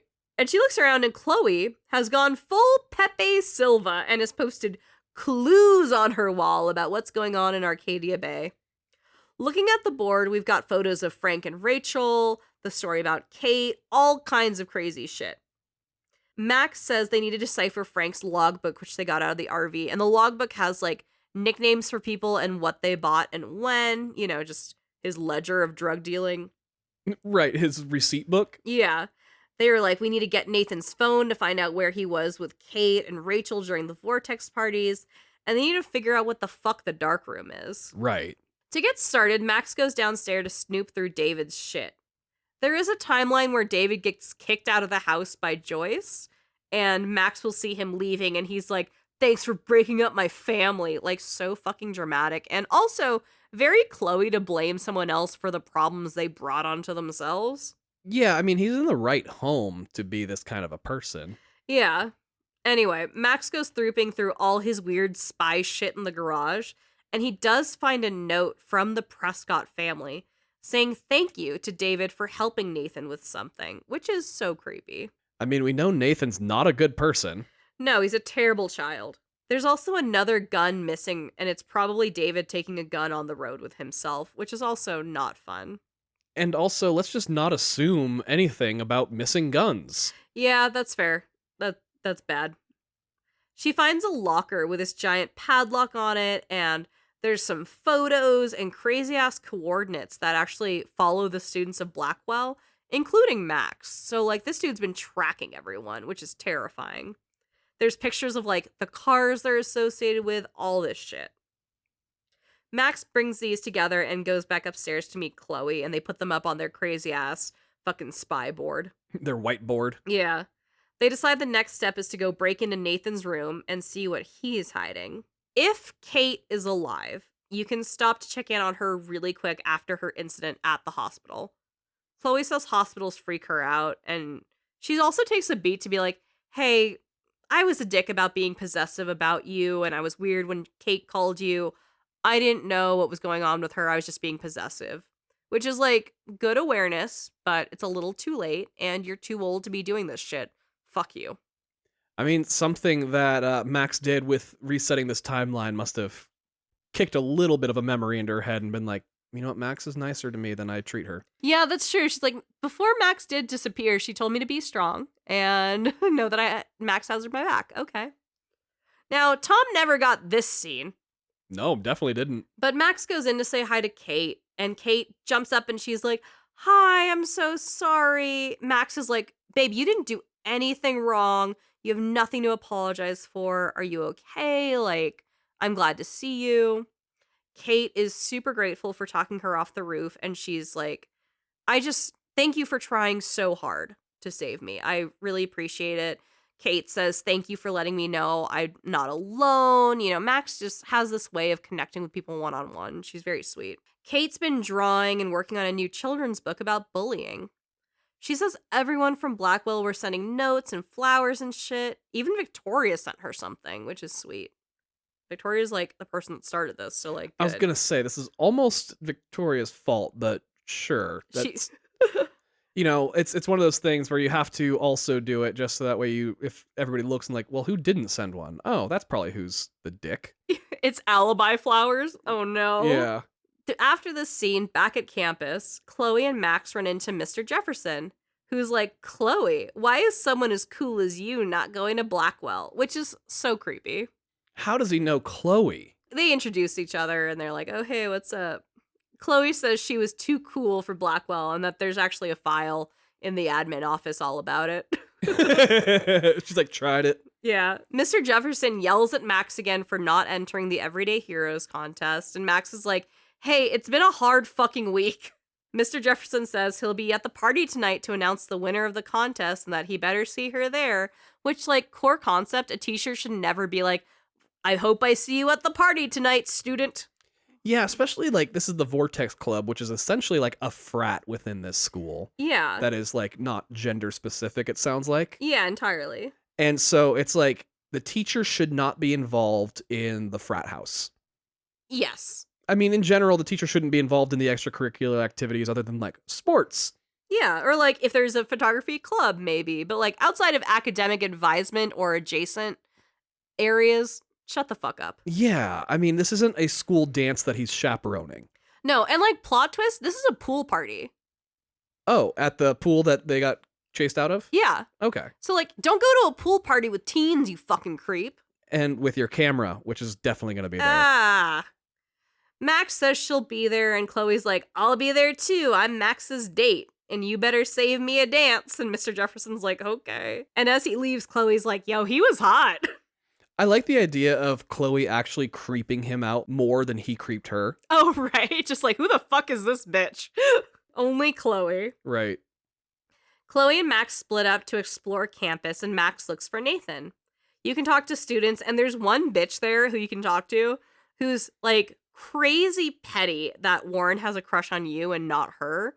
She's like genuinely just mean, and Max is just trying to be polite. And Max is like, hey, it's so cool that you have a drone. And she goes, well, you can't fly it. Fuck you for letting Warren have a crush on you. I remember this girl. Yeah, she really is just so petty. It's so dumb. And like, I can't imagine being mad at someone for being attractive to other people. I don't get that. I don't know. Anyway. Nathan is not on campus at the moment, so Chloe and Max decide to go full ninja to get into Nathan's dorm room. The boys' dorm room is like reasonably disgusting. There's graffiti everywhere. There's just like loose toilet paper trash. Yeah, sounds about right. Ew. In front of Nathan's room, there's a little sign that says, the Prescotts run this town. Like, it's so fucking cheesy. And they probably do. Max takes a fire extinguisher to break the lock, and they go in and see all sorts of creepy shit just like immediately. Nathan has a projector on his ceiling that's just playing black and white footage of a field on a wall. Like, what the fuck is that? He's got black and white posters of girls tied up on his walls and black and white photos of dead birds around his room. Ooh, dead birds. That's not a good sign. No. Especially when you found a whole shitload of them in the backyard of Chloe's house. Yeah, that was inspo for him. This is so fucking creepy. Right. After looking into his email, Max finds an email to Victoria saying Nathan asked his dad to tell the cops not to bust up the party tonight so they can go off in peace. Which, like, shut the fuck up. I hate privileged kids so much. So bad. Max also finds one of her selfies up on his wall that he, like, took, which is, what the fuck is happening? I really want her to be more mad about this, but she's just not. She doesn't have anger in her, which infuriates me. And, like, I don't even think she's sufficiently scared. Yeah, she's like, oh, what a creep. And you're like, no, what a creep. Yeah. She finds a photo of Chloe from the night Nathan drugged her, curled up on a ball on his floor, like freaking out. You can tell she's like on drugs. She's like kind of tweaky looking. Max is like way more mad about finding the picture of Chloe. Like, it is bad, but be mad about all the things, not just the one thing about Chloe. Right. On the ground, Max also finds scratch marks leading up to the couch. She moves the couch and finds a phone behind the couch, which, like, who keeps a burner phone, like, behind a couch? That's insane. Right. With that phone, Max goes back to Chloe, and she's like, hey, I found the phone. It's in a little plastic bag, and they're like, cool, this is perfect. As they're like, all right, we got the fucking phone, let's do this, Nathan walks back into the dorms and is like, what are you doing? He calls Max a nosy bitch and a hoe. Warren comes back in and headbutts fucking Nathan Prescott, Hell knocking yeah. him to the ground. Take that, you dick. Headbutts. That's such a, like, primal way to attack somebody, too. Like, I'm going to hit your face with my face. It's so aggro. Oh. As this happens, Nathan whips his gun around and Warren starts beating the shit out of Nathan. Good. You can let Warren kick his ass or you can stop him, but like, let him kick his ass. Yeah, he you should know? entirely just beat him to within an inch of his life. Like, this kid just pulled a gun on you. Entirely. For the second time if you're Chloe. Right. Nathan picks up his gun and stumbles back to his dorm screaming about his daddy. Warren, Chloe, and Max leave the dorms together. On campus, the girls thank Warren for headbutting Nathan because it was awesome. Warren says he's got to stick with them to keep them safe and is like, I'll be your bodyguard. And Chloe's like, haha, no. Don't do that. We're fine. She can see through this guy's bullshit the way Max can't. Yeah, Max is like, I'll call you later, and he walks away. Chloe and Max's next mission is to go find Frank. They drive out towards the beach where he's been staying. There are a ton of beached whales in this timeline as well. Oh no, now that's just a common occurrence. It's just whatever's happening right now. Chloe takes her gun and they roll out towards Frank's RV. Peeking into the RV, they can't really see anything because all the windows are covered and dirty. It's so gross. Knocking on the door brings Frank out. If the dog is alive, you can hear him barking from inside the RV. That dog better be alive. That's the only thing you care about is keeping the dog alive. Yeah, definitely. Frank is not happy to see Chloe, and they say they're not here to get high, so he's like, okay, whatever, why are you here? He is very aggressive, which is understandable. There is a very delicate way to handle this conversation where no one gets hurt. Okay. So basically, if you don't do this right, Chloe can end up shooting Frank and the dog if the dog is still alive. And the dog? Yeah, you can really fuck this up. Oh, I don't want anybody to fuck this up. If you kill Frank, you have to go through his body and his shit to find the code on him to break open his code book and, like, figure out who the code names were to people that he was selling drugs to. The key. Yeah, exactly, the key. If you sweet talk him enough, he will just give you the code breaking sheet thing. But, like, just holy shit, this can go so wrong so many ways. Yeah, that can escalate to a point that it absolutely shouldn't.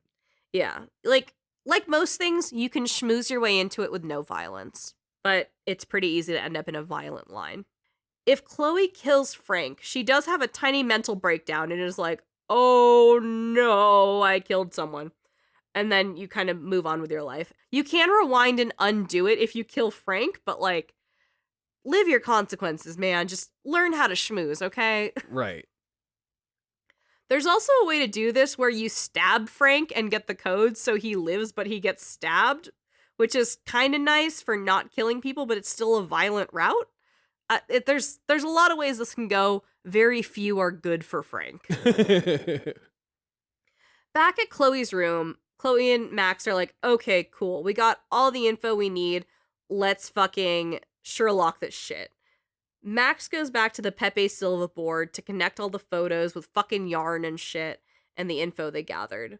There's some notes about Rachel and Frank hooking up and breaking up and being seen as a drug mule on campus and stuff. Like, David is like, Rachel is fucking moving weight or some shit. There's something bad about this girl.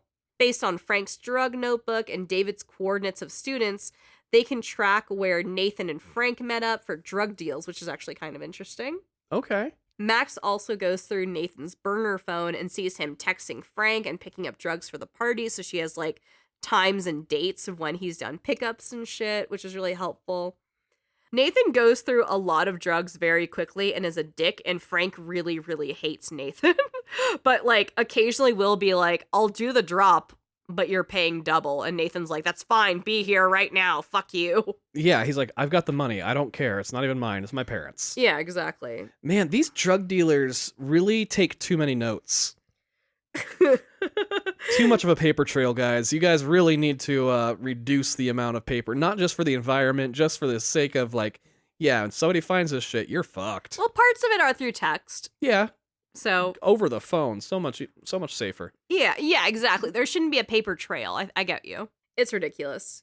Anyway, looking at the dates and places on the board and following Nathan's texts and David's weird coordinate tracking of all the students and cars, Max figures out that Nathan went out to some barn after the Vortex party out in the boondocks, after the most recent one where Kate was abducted and moved around or whatever. Got it. This barn is super decrepit, and Chloe looks it up online to see it's owned by one of the Prescotts. So, imagine that. So it all lines up. Max calls it a haunted barn, which I kind of like. Max asks if they should call the cops, and Chloe's like, you know the Prescotts own the cops. Dumbass, we're not doing that. We're going alone. They drive out to the haunted barn and see fresh tire tracks coming out of the barn. So, like, someone was just there, but it looks like they just left. The doors are locked, though, so it's time for some sneaky sneaks. Max finds a way in, and they start scoping out the area for clues. Chloe finds a box of old family mementos, like photos and newspaper clippings about the Prescotts, and she goes through this for a little bit. Max actually, like, doesn't fuck with the fucking clippings of newspaper shit and just goes through the actual barn looking for things. Chloe and Max solve an environmental puzzle in the barn to figure out what's going on, and they actually open up a hatch, like, under the barn that opens up a door to a dark, like, concrete staircase. Do we have to turn on a generator to get the lights turned on? Magically, no. Oh, thank God. This is the one game that has no generator. They, of course, go down the stairs, and Max is immediately like, hey, this is fucking weird. Chloe goes, yeah, who builds shit like this? Like, this is insane. We're in the middle of fucking nowhere. Creeps. Going down, it's an entirely concrete hallway with, like, a bunker. There's, like, you know, fucking canned food and all this crazy shit. There's a digicode on the door to open the bunker door. They get through. Chloe steps in first. It's for sure a bunker for the apocalypse. Like, there's food in a heating tank and other things like that. But as they kind of turn the corner into the main room of it, there is a tripod set up next to a white backdrop. So this went from, like, a prepper basement into the guy from Silence of the Lambs, Buffalo Bill, real fast. I mean, yeah. It turns into a fucking creep thing, just 0 to 60.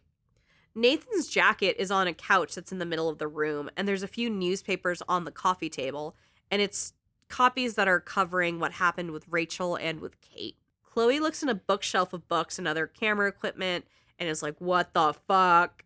Max opens up a storage locker, and as she looks, she sees a line of red photo albums with different girls' names all in a row. Oh, shit. She at first sees a binder marked Victoria, but that one's empty. And then she does see one named Kate. And after opening that one, it is a bunch of photos of Kate drugged, wide-eyed, and she is tied up. She's clearly in front of that white backdrop, just like a few feet away, and looks like she's completely out of her mind. Oh, shit. Because of this and the empty one named Victoria, they're like, Victoria's gotta be next. Chloe looks and she's like, oh shit.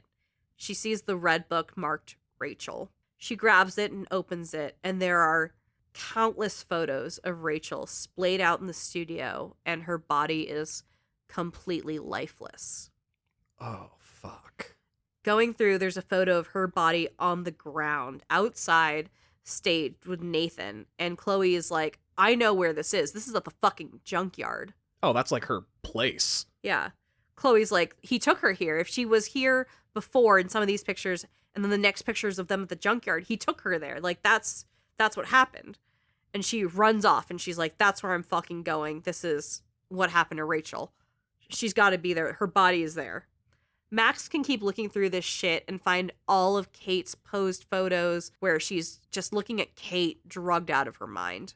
Oh. Max can find letters from Nathan's father telling him to get his shit together. Max can find the roll of duct tape that's been used to tie up all these girls. Now, when you say the note saying get your shit together, is it a general dad to son, or is this, I know you are torturing and killing girls and you need to stop? He doesn't know the extent of it. He knows his kid's into weird shit. He's saying things like, do not call me, your brain is fucked up, get your shit together. Like, I am not interested in whatever weird, dumb shit you've gotten yourself into. You're bringing shame to the family. Like, that's the vibe that his dad's sending out. Okay. So Max and Chloe leave. They get in the car. They tear ass out to the junkyard. That is the last place they know Rachel's body was. They pull up the one shot, and Chloe runs over to the place in the photo that she recognized. She's like, this is exactly the last place we saw Rachel's body in that photo. She starts digging with her bare hands. She starts scraping at the dirt. Max comes in and she starts helping, scraping with her bare hands. And as they dig, Max sees something and they smell something so bad, Max has to step away. Chloe realizes she just found and dug up the body of Rachel Amber, her best friend. Oh, that is like the saddest humanly possible thing that could happen. Oh my God, this, like, it still gives me chills just to think about, like, that whole scene. It's fucking horrifying. And it's just so fucked up because she's digging there because she hopes she is either going to find or not find. Like, she hopes she's not going to find her. Yeah, she's like, it can't be true. It can't be true. If it's true, I'm going to lose my mind. And then it becomes true and she loses her mind. But she has to know. Yeah. Oh, it's fucked. Oh my God. And it's the dead body of a teenage girl. Oh my God. So Chloe sees that, smells it. She screams. She scoots away and she is just convulsing, sobbing. She is screaming, no, no, no. She can't be dead. Who did this? Who does this? She is crying so hard. She can't breathe. And all Max can do is hold Chloe. And Chloe just sits there, crying, realizing she has to face the fact that Rachel is dead, buried in a shallow grave just underneath her feet.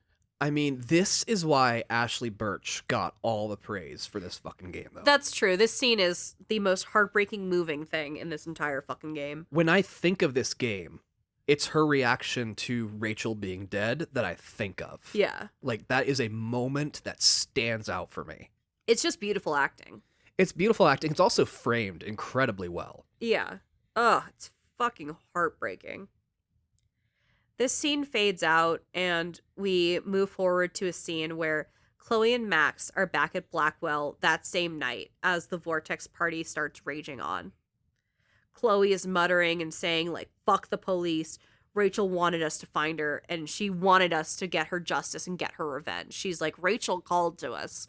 Rachel put us on this path. We're gonna liberate Rachel's fucking soul for this one. This is fucking crazy. She's like, I know magic exists. My best friend is magic. My other best friend had to be magic too. She definitely fucking called us. Abso-fucking-lutely.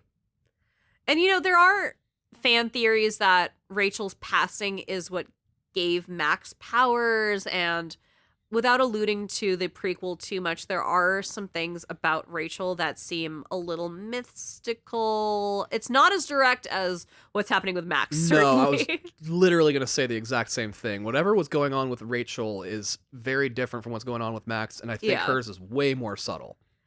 Yes, but there are allusions that people have made to Max and Rachel and their power and their connection, and perhaps their connection to Chloe, but really between the two of them. Like, Chloe's more just a coincidence, but there is something about Rachel that spiritually moved to Max in a lot of theories. I don't buy it, to be real. Like, I don't see any reason for it just because they never interacted with each other. I mean, I'm sure Rachel had heard about Max. Yeah. But I don't think that she would have thought of Max as anybody that would have come to help. Totally. In any way, shape, or form. I don't think the two are connected at all. That's fair. I mean, it's a theory. That's fine. Bad theory. Bad theory. Bad. Bad Matt Pat. Anyway, they're on campus, and like I mentioned, this party is called The End of the World, which is very aptly named. Yeah, I feel like a lot of social groups like fraternities and stuff like default to that party theme a lot. Yeah, doesn't it happen in Rules of Attraction? Like, yeah, that happens in Rules of Attraction. I have a bit of a nitpick there because in the book, End of the World was a location. Oh. And so there was just a party at End of the World, which was a spot. Oh. And in the movie, they changed it to an End of the World party. Oh, that's dumb. Yeah. Lame. Anyway, Chloe picks up her gun and she's like, I'm ready to go to the fucking party. Let's do this shit. Let's liberate my dead friend. As they leave the car, they see other Blackwell students looking straight up, and they look up, and basically there's 2 moons in the sky. Why is nobody thinking this is weird enough yet? They're all drunk. But, I mean, yeah, the kids are. Who gives a shit? The adults. There are real adults in this world. We've met them. Yeah, they don't give a shit. They're all owned by the Prescotts, so. Yeah. Also, I'm sure this is also visible outside of Arcadia Bay. That's what I was gonna say. Like, this doesn't seem to be like just like specific. It's the moon, for fuck's sake. Like, that's it's not the goddamn moon. Unless it was like some weird swamp gases coming up off the water and causing a reflection of no. This is some weird shit going on. There's dead whales. Yeah, and like we live in Vegas. When it snows here, it's national news. Like, your sister called from the Midwest to be like, holy shit, it's snowing. If you heard it was snowing during 80-degree weather in Oregon, it would show up on the news. Yeah, it absolutely would. It's insane. Anyway, they're walking up. They're like, wow, that's crazy that there's 2 moons. Warren is on campus, and he's sloshed. He's a little sloppy drunk, and he's like, Chloe, Max, I'm so glad you guys are here. Chloe's like, no bullshit. Where is Nathan? Warren's like, I don't know. I mean, I'm sorry. Warren's being he just got in a fight, so I'm sure the alcohol's helping. Yeah. But you are at a party with the person that you beat up who you know has a gun. You better know where that motherfucker is at every moment of that party. You'd think these kids are stupid. That's true. Warren is like, I've only had half a beer. And everyone's like, no, you didn't. You're so wasted. And, like, honestly, actually, he headbutted Nathan, so he probably has a fucking concussion. Yeah, that's more likely the thing. I was going to say, I don't think this is the same as, like, when Kate was like, I had a sip of wine. No. Warren is like, Max, we have to take a selfie because I'm, like, feeling the end of the world theme. And Max is like, sure, whatever. I have shit to do. But let's do this so I seem like a normal person and not like someone with powers and an agenda. Right. So they take a quick selfie, and then Max and Chloe get into the party, and it's like a huge production value for this entire event. There's like a check-in desk, and like I mentioned earlier, it's at the pool area, so it's like a big thing. It's a rich kid party. It's like that scene in The Social Network when they show like what all the social clubs are doing and shit. It is a little crazy. So Chloe like does her own recon. Max splits off, and she goes in, talk to the check-in girl, who's like, hey, Nathan hasn't been in yet, but there are people looking for him, so I don't know, you can ask around.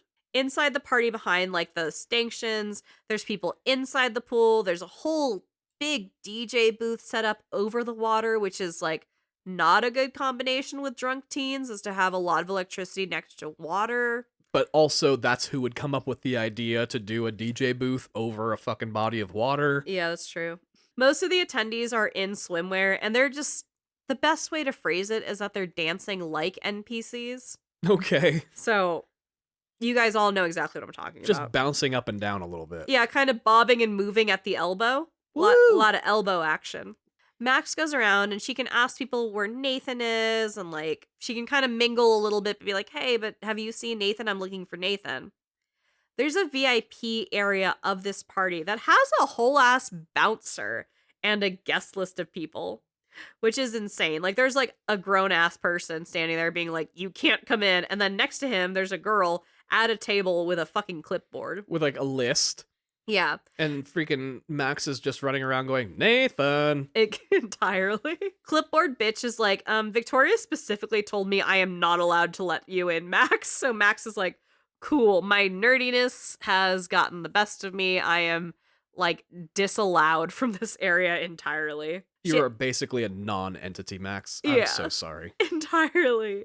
Max has to use her powers to sneak in around the bouncer and, like, get into the VIP area, which is just, like, a small sample size of popular douchebags mingling. It's the exact same, but a little bit lamer, frankly, in the VIP. There's just less people? Yeah, there's a couple people making out on a couch, and they're, like, badly dancing, and Max can go in and talk to everyone, which feels cringy in parts.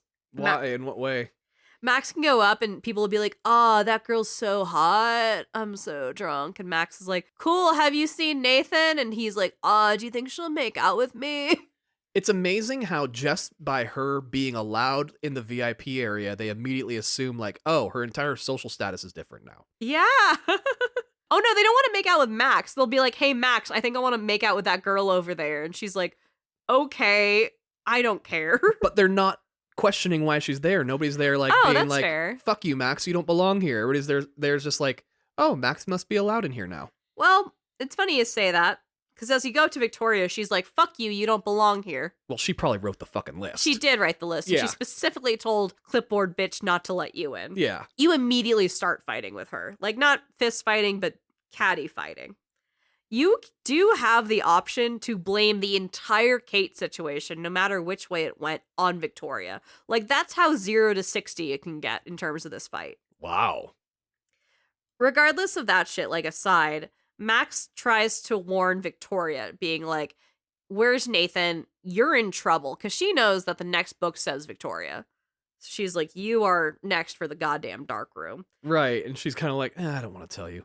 But Victoria is also being such a bitch that you can choose midway to just give up and be like, you know what? Fuck you. Let Nathan have at it. I know a world where you worship me, bitch. You're right? You called me Maxine. You can basically just be like, be careful of the dark room, or, hey, you know what? Go fuck yourself. So that can go either way. Anyway, now that you've scouted the entire party, you're like, all right, Nathan is not here. And Victoria even is like, I haven't seen Nathan yet. And fuck you, Max. I hate you. Is it implied that Victoria and Nathan are dating at all, or are they just the two popular kids and they recognize that about each other? They're totally just the two popular kids. Okay. There's nothing sexual really about their relationship. And it's not really implied either. They're probably just the two rich kids that grew up together doing rich kid shit. Like, they probably did fucking horse sports and, like, went skiing together, shit like that, you know? There's an agreement that you get the guys, I get the girls. Yeah, their families are probably really close. Being, like, the two rich families, too, you know? Yeah, probably very accurate. Yeah, like, they probably summer together and do dumb shit like that. So they might have more of a brother-sister dynamic. Oh, they summer together. The phrase of that is just like such a rich kid phrase. Did you hate that? It hurt to hear. Honestly, like, they summer together. Like, anytime that you season with somebody, you know what I mean? Like, oh when my God. Season. Yeah. Oh, that's awful. I love it. But that's the energy I get from them. It's nothing sexual or close. Yeah. After her rounds, Max meets back up with Chloe and she's like, look, Nathan is not here. And Chloe's like, yeah, I haven't seen him. As they're trying to leave campus and they're like, we'll figure out where he is, they get stopped by Mr. Jefferson, who's like, hey, Max, you made it. They were like, yeah, we were looking for Nathan. Mr. Jefferson says he saw him this afternoon, but Nathan was really upset. Then Mr. Jefferson's like, excuse me, I have to go announce the winner of the contest, and that Max should have entered, by the way. But if you give me a picture right now, I'll just make sure you're the winner. Because you have a gift. Max kind of hangs out. She's like, we might as well see this shit. Mr. Jefferson takes the mic from the DJ and then ends up getting a shit ton of applause as he's like, hey, I'm here to announce the winner of the Everyday Heroes contest. Hey, the hot teacher's here. I mean, yeah, everybody's going to cheer. Literally that, though. While he's up there, there's students yelling, hey, you're so sexy. Oh, Mr. Jefferson, you're so hot, which is so gross. To, like, sexually harass a teacher Yeah, in the entirely. middle of his speech. He declares the winner is Victoria.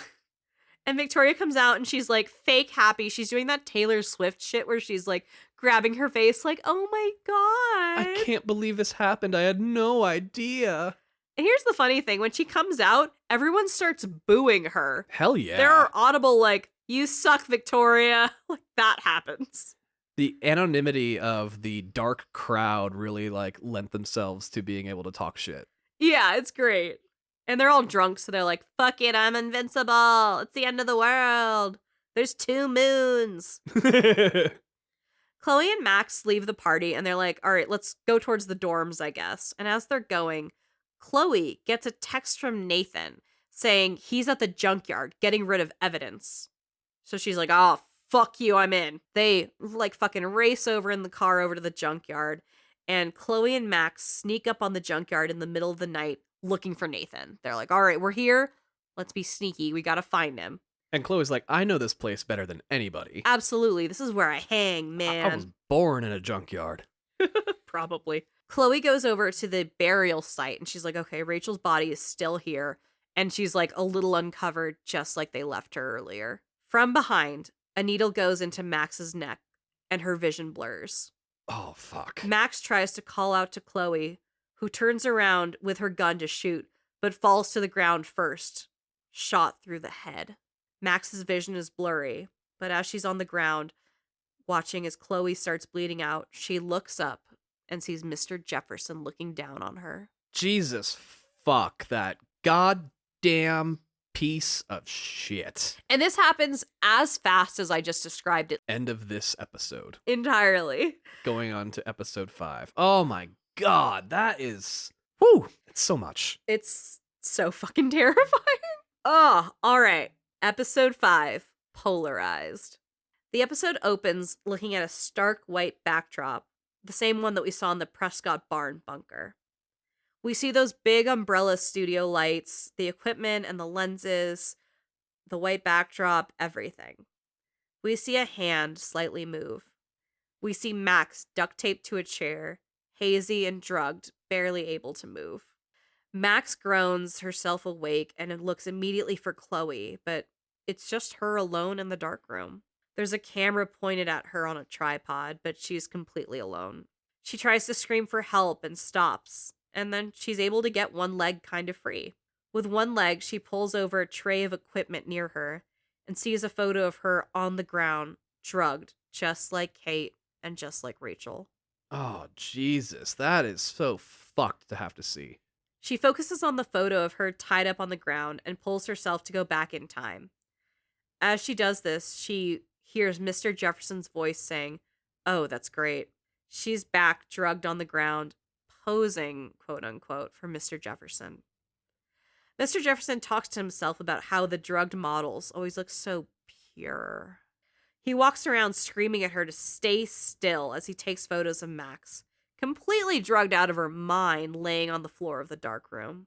Right. And like, I'm wondering how that works for her in like being back in time right now. Like, is she currently in the drugged state, but aware? She's a little coherent in here. Like, Okay. while it's a memory she doesn't fully feel, it's a place she can be in. And I mean, it would have been a perfect moment for, it's probably not foreshadowing way back at the beginning of the game, but I didn't want to do it because it would have totally given him away as being the bad guy. But when he says, I could easily capture like a moment of terror from any one of you, was just like, knowing what comes at the end is so fucking dark that he said that. Yeah, but I can't ruin the surprise. No, exactly. That's why I didn't say, probably not foreshadowing, but still. I did want to make a point of that's like one of the first things we hear him say, though. Oh, that is fucked. Terrible. He's screaming at her for fucking up his shots because, you know, she's just like twitching from being on drugs and shit. He says out loud he knew she was special after seeing her first selfie, and that he loves the purity of her own image. Ugh. Oh, God, like, it's hard to just hear being said. He also says Rachel was always looking in the wrong places. He stands over her trying new angles as Max just kind of lays there completely drugged out of her mind. He says he wishes Nathan could see this, but Nathan is a dummy with an eye for shadows. He says Nathan's family will find out about his depravity, along with all of Arcadia Bay. He says that the darkroom is under surveillance 24/7, so he reached out to Max from Nathan's phone and was able to send her down the path of Nathan. Max is able to say Chloe's name, just barely. And Mr. Jefferson says he's sorry he had to kill Chloe, but then he corrects himself. He's sorry Nathan had to kill Chloe. He says he's sorry Max is gonna die. Max is writhing around and Mr. Jefferson elects to give her a new dose of drugs. Mr. Jefferson injects Max with more, and we wake back up as Max in the present time when she originally woke up. Like, how does he expect to get away with this? You know, I know that he's pinning it on Nathan, Yeah. but like, serial killer's serial kill.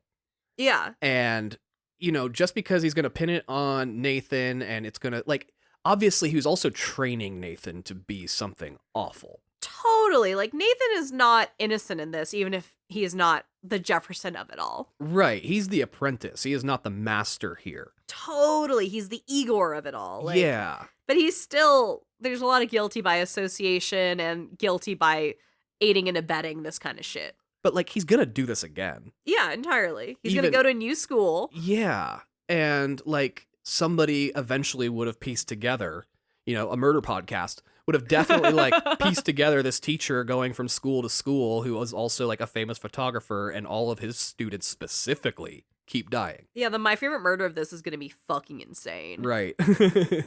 Max looks down and now she sees Victoria passed out and tied up at her feet.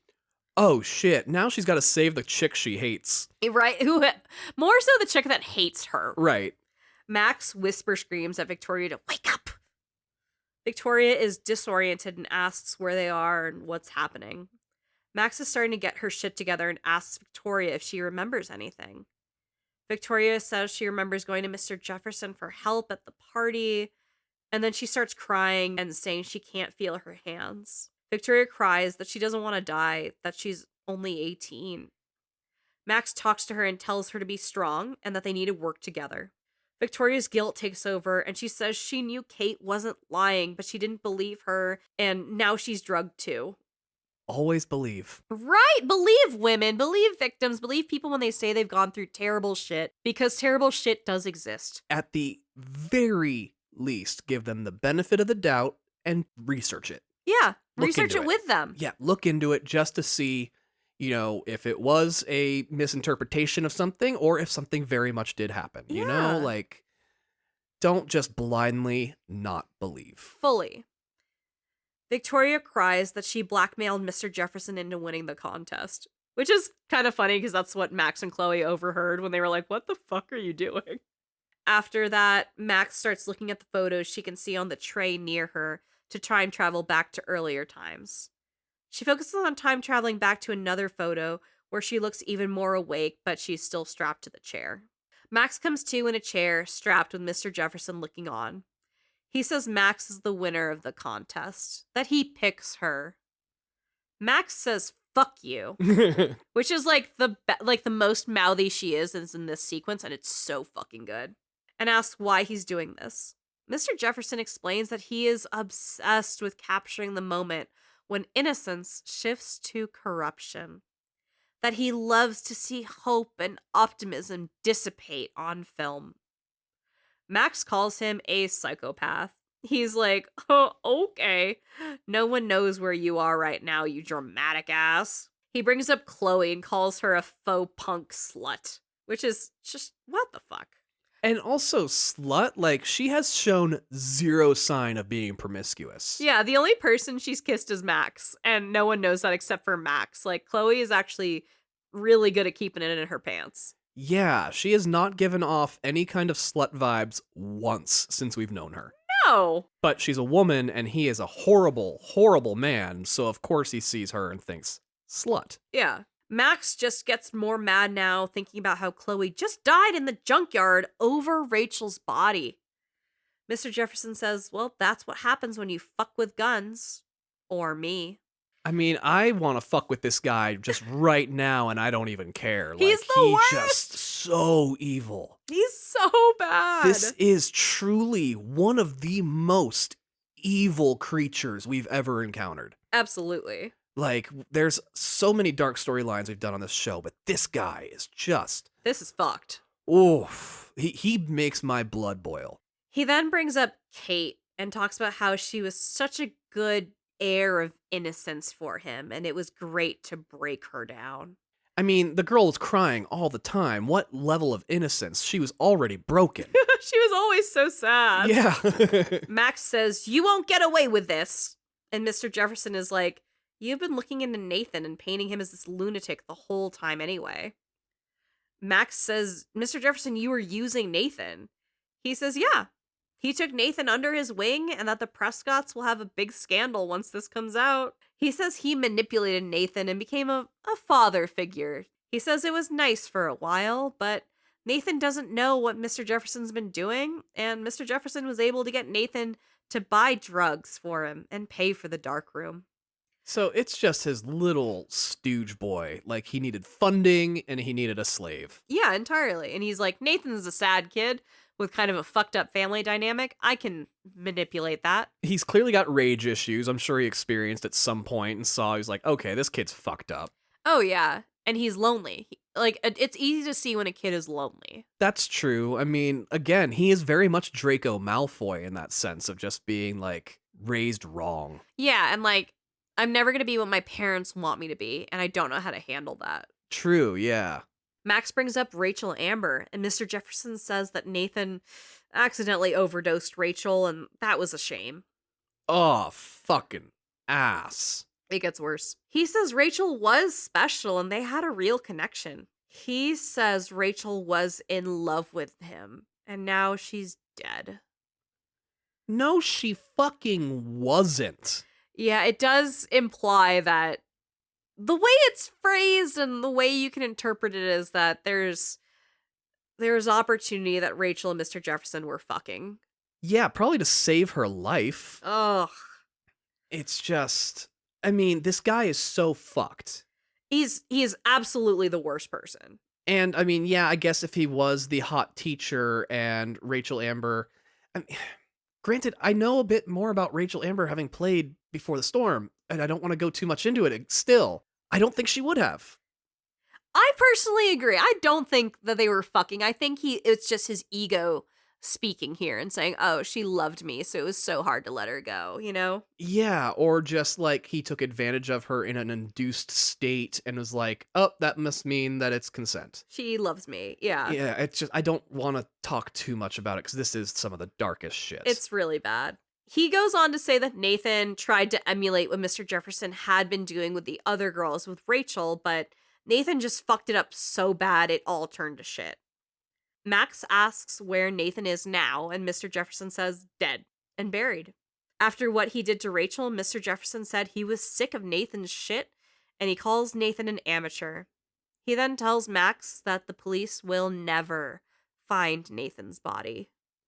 What's the fucking plan? I thought it was to pin it on Nathan, and now I guess he's just gonna be like, oh, he disappeared. Yeah, right? Oh.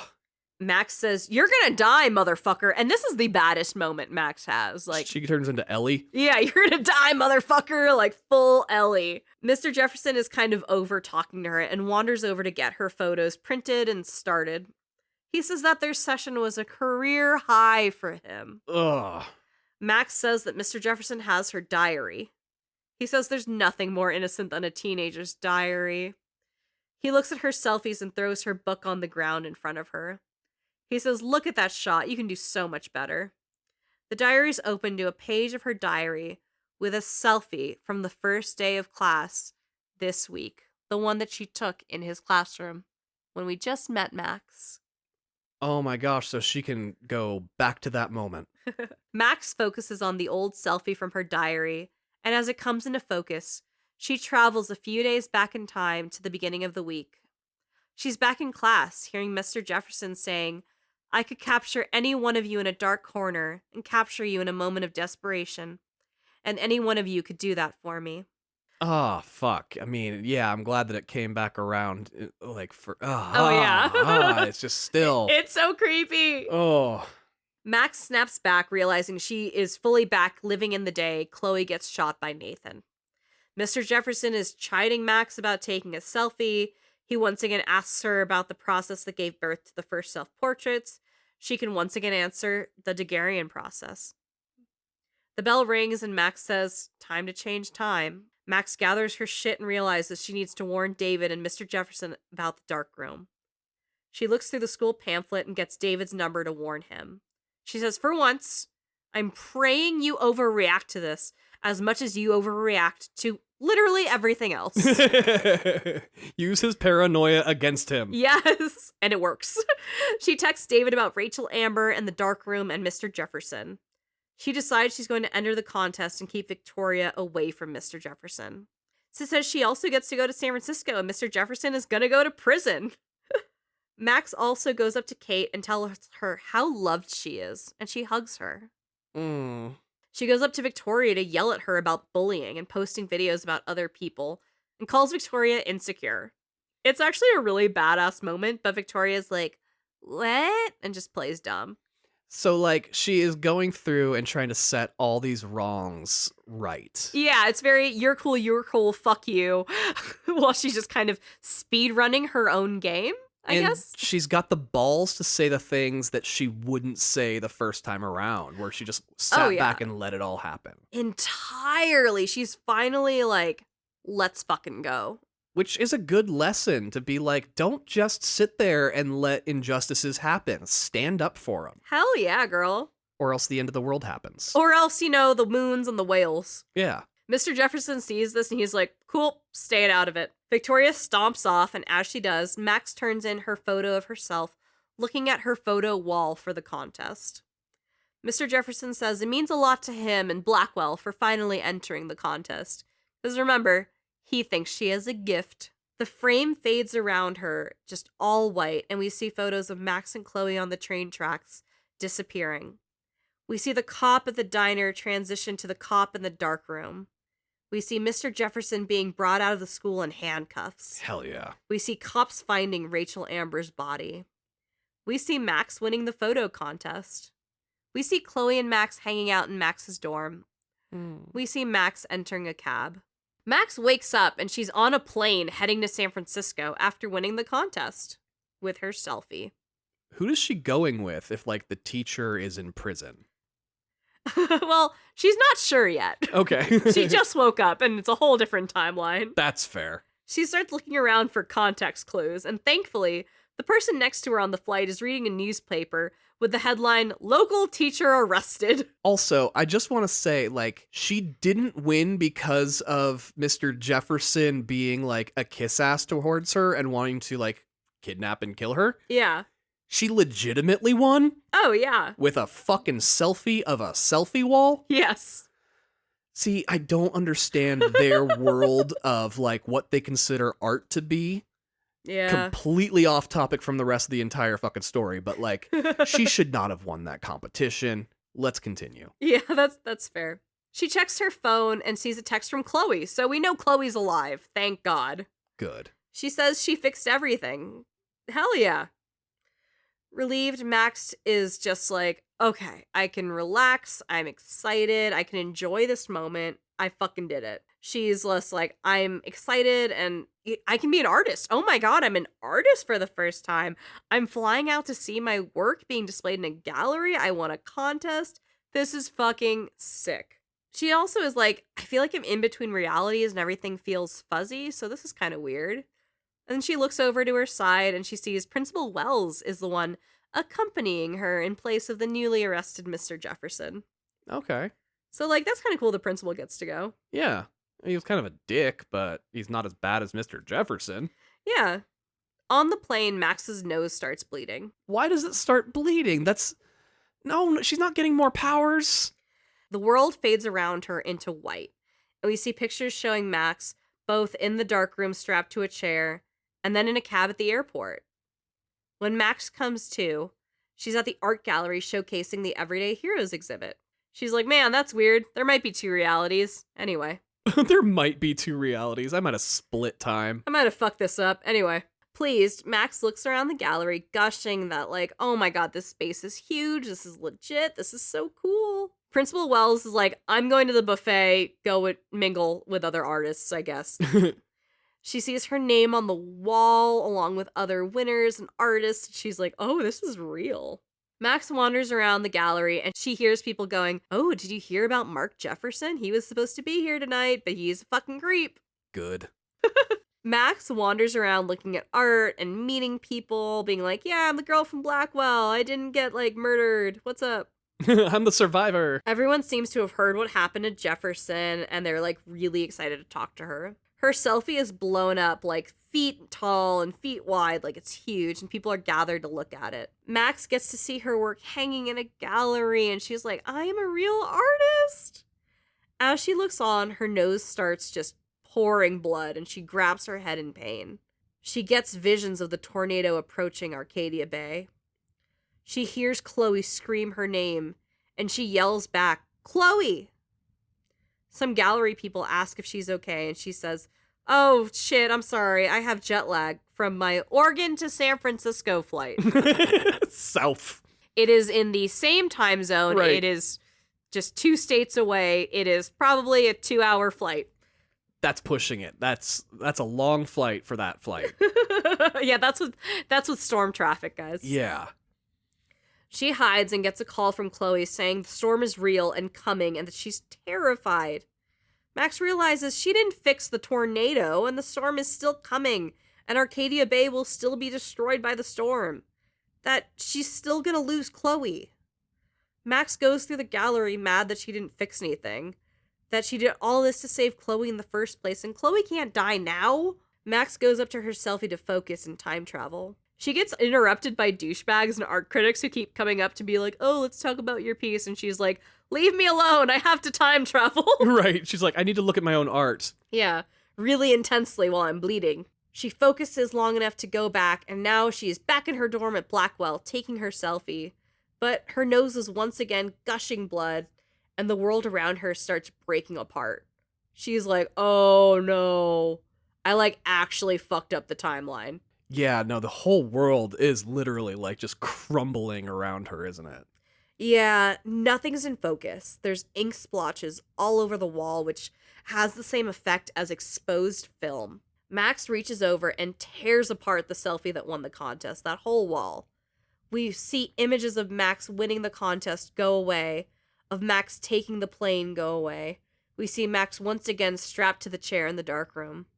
Max comes to in the dark room again. She goes, oh, fuck. I thought I fixed everything. Did too much. Yeah, Shit. damn it. Mr. Jefferson's supposed to be in jail. I reset the reset timeline. Shit. And I just fucked it up. Mr. Jefferson tells her to stop spacing out. Her nose starts bleeding again, and Mr. Jefferson figures he probably gave her too big a dose, but she's about to die anyway, so whatever. You won't feel it when you die. Ugh. Max looks over and sees Victoria is no longer there. He says Victoria is exactly where she needs to be. Max scowls, and Mr. Jefferson gets creepy about her losing her youth. Ugh. What? Oh, God. He tells her after he's done, no more nosebleeds. Max begs him to stop, and he just tells her to be quiet while he works. Max tries to get herself free, and Mr. Jefferson goes over to put another dose of drugs in the needle to put Max down for good. As Mr. Jefferson walks over, he says the final dose doesn't hurt. As he holds her neck, he hears the door open and runs to the doorway with a tripod as David comes in. Because Mr. Jefferson heard it, he had time to get ready. He's able to beat David with the tripod unconscious as David enters the room. Fucking step douche to the rescue, though. Right? Now that Max knows David is coming down to rescue her, and she knows Jefferson's going to try and beat him up, she does quick rewinds, and as David comes in, she's like, watch out, Mr. Jefferson's got a tripod. So David's ready to attack and ready to dodge and shit. She does this a couple times, and unfortunately, you see David die a handful of times as you kind of see things happen and rewind and tell him to duck, or oh look, he's got a gun, or don't go behind that, he's gonna kick you, and right. Shit like that. So it's kind of a weird sequence of watching David die and adapting to warn him about how to survive the encounter. It's like playing a video game from the third person almost, where you keep getting it killed, so you're okay, we gotta go back and play this part again until we get it right. No, shit. You have to fucking duck, man. Yeah, it's kind of funny that way. She's playing a live action video game. Yeah. But David, cleverly, is a trained soldier and can take direction very well. So that actually came in handy, soldier. Eventually, Max does get it to where Mr. Jefferson gets knocked the fuck out by David, and David can untie Max to get her loose. After he does that, he immediately hogties Jefferson, and Max looks around and she sees all her photos were burned. And she's like, cool, no evidence. Right. Max can have a nice heart-to-heart with David, who's as human as he has ever been in this moment. If you do make it to the point where you tell David that Mr. Jefferson killed Chloe, David will shoot Jefferson in the head without even thinking about it. Fuck yeah, as he should. If you do not tell David that Chloe is dead, Jefferson does get arrested and he ends up in jail. Either way, David's look, you've been in here long enough. You got to get the fuck out of here. Max is thank you. I'm out. Right. He's I know I've been a dick before, but nobody deserves this. Yeah, he's you've seen some shit, kiddo. You got to get out. I'm just a dick. I'm not evil. Yeah. Outside of the barn, Max walks into a crazy heavy storm. It is raining pounding rain, and Max calls Warren to get the photo that he took the other night at the party so she can go back in time. Warren's at the diner with Joyce, and he tells her not to leave because the storm is crazy. Don't come find me for a fucking selfie, Max. And she's haha, nope, I'm on the way. Max takes Jefferson's car, because what's he gonna do with it? Right. And leaves the barn, driving through a literal apocalypse. Just fire and brimstone. Fully. Max gets down into downtown Arcadia Bay as far as she can, but there's shit through the roads, there's like fallen signs and cars everywhere. She can't really drive as close as she wants to. She finally gets cell service again and gets a message from Nathan saying he's sorry and he didn't want to hurt anyone. That everyone used him and that Mr. Jefferson is coming for him. You're not the fucking victim, Nathan. He warns Max that Mr. Jefferson is coming for her next. In his final moments, Nathan did make an honest attempt to warn Max. I mean, in this reality. It doesn't forgive a lot. Yeah, he didn't do it when the world wasn't ending. I mean, his world did fully end. This is like the last thing he did before he died. Yeah. In town, everything is torn apart. Like I said, the roads are blocked. There's debris everywhere. The storm is truly tearing the entire city apart. Max looks up and sees the tornado looming over the city, like right there. She's able to use her rewind power to save some people that are like trapped in rubble and shit like that. Warn people about debris flying at them that will impale them. Crazy shit. Everyday hero. People are just fucking dead in the streets from how bad the storm is, and there's buildings on fire. Crazy shit. She makes it through and sees the diner with half the lights out. From the outside, the only letters lit up in Two Whales Diner is W-D-I-E. It's so fucking dark. W-D-I-E. Oh, that's good. Would die. Max gets to the diner from behind it and sees Warren. If Frank is alive, he's also at the diner. If he's not, well, then he's not. Right. Joyce gives Max a big hug and she's like, oh my god, what are you doing out in the storm? What the fuck? Oh, come in, honey. Yeah, you want a pancake? We're gonna die. Warren is like, I can't believe you're here, because how did you get here? It's literally the apocalypse. I said don't. He's like, I can't believe we didn't see this coming with all those warnings of like the whales and the birds dying and the moons. And she's like, yeah, shut the fuck up. Yeah, you guys really should have seen this coming. She needs that photo right now. And he's like, really? Because we're about to die. You don't need to see a picture of you and me that we took on a Polaroid, you fucking lunatic. But Max knows she needs to go back and save Chloe from getting shot. Max is basically like, okay, shut the fuck up. I'm gonna lay some shit down. And he's like, okay. She goes, I had a vision of a tornado. I saw Chloe get shot in the bathroom. Learned I could rewind time. She does a full TLDR of the entire game at this point. And he just goes, huh. All right. I'm not a real scientist, but it seems like chaos theory. And she's like, yeah. Everyone's dead, but I need this photo. Do you believe me? And he's like, yeah, I saw a movie about this once. It's this really obscure flick, actually, from 1932. It's called, no, I'm kidding. Takes the time to be a dick about it. Yeah, he gets super pretentious. He's like, I've totally seen this plot before. He says Max is the most amazing person he's ever met, and he's glad that she trusts him. Sure. Warren tells Max he's proud of her and gets... It's honestly just cringy the way he's like, thank you for trusting me with your secrets. And she's like, shut the fuck up. I don't like you like that. We are friends. Well, when he gives her the photo as a goodbye, Max can be like, thanks, and dip. She can give him a hug, or she can kiss Warren here. I want to see the stats on this, because I'll bet you it's less than 1% kiss Warren goodbye. Everyone kiss Chloe, 0 kiss Warren. Yeah. Max focuses on the photo of her and Warren at the end of the world party and is able to push herself back to that night. Chloe's there and Max runs up to hug Chloe. The sky is red like the stained photos and it still looks just ink splotched and fucked up. The stains in the sky roll upwards and shift the background, and Max warns Chloe that she's going to die if she goes into the party. Max tells Chloe that Jefferson is behind everything, but Chloe isn't satisfied. Max has to rewind a lot to be able to finesse Chloe into calming down so she doesn't get herself killed again and again and again, because that's the entire fucking thing of the game. I mean, Chloe is just a rage monster at this point. Oh, yeah. You have to remember, this is right after she discovered her best friend's dead body. Right. So she's like, I am pure fire. You do have to tell Chloe how you tried to save her dad and how she was dying and paralyzed, and asked Max to end her life in the other timeline. Chloe hears that her dad was alive in another timeline and it stops her. Finally, Chloe becomes a normal fucking person with empathy and is like, I am so sorry I put you in that situation. Oh, shit. So she finally snapped out of main character syndrome and realized there's people outside of her. It took a lot of time for her to get there, but yeah.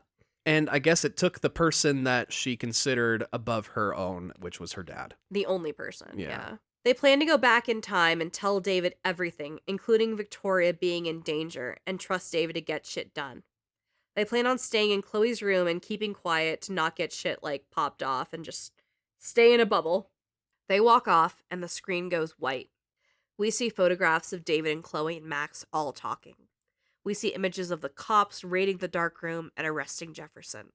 Max comes to at the edge of the beach watching the tsunami. Max is so happy to see Chloe alive and in the present time. Max is so fucking happy it finally all worked out and they're back together and alive. Chloe hugs Max and they have a moment of gratitude. They're having this conversation on the edge of a tornado as the waves crest above them and lightning strikes down below them. Wood is pulled into the air as it's sucked into this crazy tornado. And it's like a vortex. It's Yeah. like, this isn't like out of Twister. Totally. No, this is like a mystical vortex that's opened up in the sky and is literally like eating the world. Yeah, this is insane. Chloe takes a moment. She says she'd like to think Rachel was helping from behind the scenes. After the party, Max and Chloe went home to stay the fuck away from Jefferson, and then left the house to go to the lighthouse for safety for some fucking reason. Now they're on the beach. Chloe thinks the storm could be Rachel's revenge, which is probably like the line that also sparked some of those theories we talked about a little bit earlier. Yeah. They run up the beach towards the lighthouse, and Max passes out. She keeps passing out, though. She's lost a lot of blood. That's true. Max wakes up back in her classroom on the first day, confused, like, oh, god damn it. Jefferson is giving the same lecture, and she starts to wonder if she's stuck in an actual time loop. The window is being pelted with birds who die upon impact. Oh, that's different. The windows become covered with blood, letting less and less light through as it's just stained red. The bell rings, and she looks around to see the entire classroom is empty. So nobody reacted to those dead birds? No. Okay. Looking back up, the windows are fine and clear. Max gets up and leaves the classroom, but as she leaves, Mr. Jefferson stops her to talk about her photo entry in the contest. He asks if she'd like to spend the rest of her life in the dark room. Ugh. Leaving the classroom, she's in the dorms, and the hallways are lit with candles. Max can open doors, but they keep leading back into the dorm halls. As she heads through one door, in a flash, she's back in her Rachel Amber outfit from Chloe. The walls are lined with Rachel's missing person posters. Going through Rachel's dorm room, Max becomes Victoria. And then through another door, she comes back to herself. After a few more doors, she's in the school hallway. But everything, including the conversations we're overhearing, are backwards. Everything is in reverse, and she watches as the hallway scene from the first day plays out. While everyone is moving backwards, she moves forward through them into the bathroom. Max opens the door to the bathroom and finds herself in a maze with Jefferson looking for her. Oh, this part is so fucked up. If this isn't clear, this is a horrifying dream sequence. Yeah, but this is also a horror sequence. Like, Yes. when I say the things I remember, it's Chloe screaming, finding Rachel's body, and then this fucking hunt scene. This is genuinely hard and scary. Yeah. This area is dark, and Jefferson has a flashlight, which gives away his position and it's like a flashlight tag situation. You can't get in his line of vision, and you can't let the light touch you.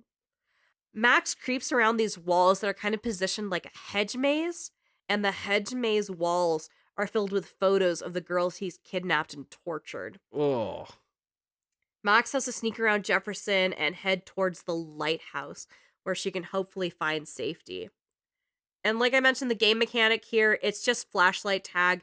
You can't get caught. So Max can rewind time if she needs to, or if she's too close to a light. Jefferson is screaming at you the entire time about innocence, and it's disgusting. And as you make it through the art walls, hiding from both his light and the exposing light of the lighthouse, which is kind of putting you out there, you get closer to safety. Although, as you do get closer to the lighthouse, The walls also get smaller and sparser and just become stand-up displays of those darkroom photos. Principal Wells's voice comes on over a loudspeaker announcing the death of Max Caulfield. Inching closer more, Max ends up between lockers, hiding similarly to when she and Chloe were hiding out in the pool. Warren's voice comes on and echoes through, telling her to get in the car, asking if she thought it was hot that he fought Nathan. Max powers on in the dark and is eventually completely alone. Snowfall begins to lightly flurry around her, and she's on the bench by the lighthouse. The camera pans out, and she's actually in a snow globe on the fireplace in Chloe's house. She's inside that snow globe watching the last day of William's life, watching as William answers the ringing phone, telling Joyce that he can pick her up and he'll be right there. She just has to relive the most horrible moments of this fucking game. I said dream sequence, it's a nightmare. Yeah. Max watches on, once again helpless as her best friend's father leaves to die. She looks through the snow globe at her younger self, knowing that it's her now, and watches herself tear up that photo and drop it in the fire so she cannot come back and save William ever again. The scene fades out like the others, and then Max wakes up strapped to the chair in the dark room. God damn it. She's strapped to a chair as Mr. Jefferson shoots a willing Chloe, who's talking shit about Max, calling her a child. Jefferson agrees, saying Max never shuts up. Jefferson says everyone at Blackwell is so over Max. There's a flash from all those big lights, and Warren and Chloe are in the darkroom now, and they kiss in front of Max. That to me would reveal, oh, this isn't real. That's your flag for, oh, this isn't happening. Yeah. Not any of the other shit. No, that would be the one that's like, nope, that's going to snap me out of it. Nope, Chloe would never do that. There's another flash, and Nathan and Chloe are on the couch in the dark room. They're talking about how terribly boring Max is. Another flash, and Chloe is alone, dancing in her underwear. Another flash, and Victoria and Chloe are cuddling on the couch, making out. That's more believable. Another flash, and paralyzed Chloe is in her chair, asking why Max got these powers and why Rachel is dead. Another flash, and Chloe is taking a picture of Max, saying she wishes Max never came back to Arcadia Bay. I think there's probably a lot of people that wish Max didn't come back to Arcadia Bay at this point. Yeah, but Max probably wishes that, honestly. Yeah. However, I mean, if she didn't, none of this would have gotten uncovered, so. Yeah, that's true. Max is now in the bathroom at the Two Whales Diner. The bathroom door is locked and has a digicode lock to get out. Max finds the code to get out, and the diner is full of people, but they are all staring at Max. They have guilty looks on their face, and they look like they're blaming her for everything, but they are not moving. Max walks up on herself, sitting in a booth. She asks the other Max in the booth for help, who's dismissive and calls her a loser and a hypocrite for wasting her time powers. That she used her powers and there's people dead because of it. This mean ghost Max asks if it was worth it for Chloe, who she says has been bullying her, which is true. Yeah, she's been kind of a bully. Yeah, this mean Max says that Chloe has no respect for her, which is like us, and that Chloe will destroy. Chloe walks into the diner and yells at mean Max to leave her alone. The scene shifts to Chloe and Max in Chloe's truck by the lighthouse. You're back in control of Max, and you walk through memories of Chloe, giving Max her dad's camera, of Max dancing in her bedroom, of Chloe and Max on the bench by the lighthouse, saying that seeing each other again was destiny. Max sees them again at the junkyard and walking the train tracks together. Max sees the breaking into the school again and finding the files on Nathan. Max sees them in the pool and sneaking out of the school. Max sees them waking up together and taking a selfie in bed. Max sees them kissing. Well, at least she's getting the positive memories now. Yeah, she's like, I'm walking through the most horrific shit, walking through my insecurities, but oh, right, my best friend. Yeah, there's some good in there, too. It hasn't all been a pure dark story. Yeah. Max goes through more memories of her and Chloe, and she hears their voices connecting and listens to her and her best friend rekindling their friendship as she walks closer to the lighthouse. Finally, Max comes up on the present and sees Chloe carrying her lifeless body up the hill towards the lighthouse. There's a flash, and then Max is back in the present. She apologizing for passing out, and they stop and they look out at the storm. I'm sorry, I gotta ask, what's the present at this point? Right now, Max and Chloe are heading towards the lighthouse for safety from the storm. Got it. Okay. I know it's confusing. This is why I try not to do time travel shit or shit with multiple endings. My nose is bleeding. I got so confused there with all of the time travel. That is reasonable. Max blames herself, thinking that her fucking with time and timelines caused the storm, and she's the root of death and destruction. Chloe says Max saved her and helped her find Rachel, and that Max is amazing. Max is like, I did that, yeah, but look at the fucking tornado. Right. Chloe says, Max, this is the only way, and hands her the Polaroid of the butterfly in the bathroom. Chloe says Max can take the photo to change everything back. Everything will be fine as long as Max lets Nathan shoot Chloe and let Chloe die like she was meant to in the bathroom. Chloe says her mom deserves more than to die in a diner during a storm, that there's so many people in Arcadia Bay who deserve to live. Chloe finally admits that Max has been such an incredible friend and shown her nothing but love and friendship. She tells Max to make a choice, and whatever she wants, Chloe will support her decision. And you and I made very different choices here. Yep, and here is the last decision you will make of the game. The screen cuts to show you have two paths. Sacrifice Chloe or sacrifice Arcadia Bay. Yeah, I went with sacrifice Chloe. I was very much on the greater good situation in this one. I sacrificed Arcadia Bay in my run because you're Chloe? No, because loyalty, bitch. Look, like... To Chloe? Yeah. To you? I'm pussy whipped. All right, so for the sake of the show, Tom, do we sacrifice Arcadia Bay first, or do we sacrifice Chloe? Let's sacrifice Chloe first. Okay. Because that's what I did, and this is your episode, so let's finish with what you finished. Okay, so I will start by saying, here's what happens when you choose sacrifice Chloe. Max says she's sorry, that she doesn't want to do this. They hug, and Chloe says they have to save everyone. That Max can make those fuckers pay for what they did to Rachel. Max hugs Chloe and says she's gonna miss her so much. Max tells Chloe she'll always love her. Chloe tells Max not to forget about her. Max focuses on the photograph, and she's back in the bathroom, taking a photo of the butterfly. She lets the photo fall to the floor, and she waits at the door for Nathan to barge in. Max slumps to the floor, hiding in the bathroom stall, and listens as Nathan and Chloe argue, and then starts sobbing as she hears the gunshot go off. After one shot, Nathan shakes Chloe's body, freaking out as she bleeds out on the bathroom floor.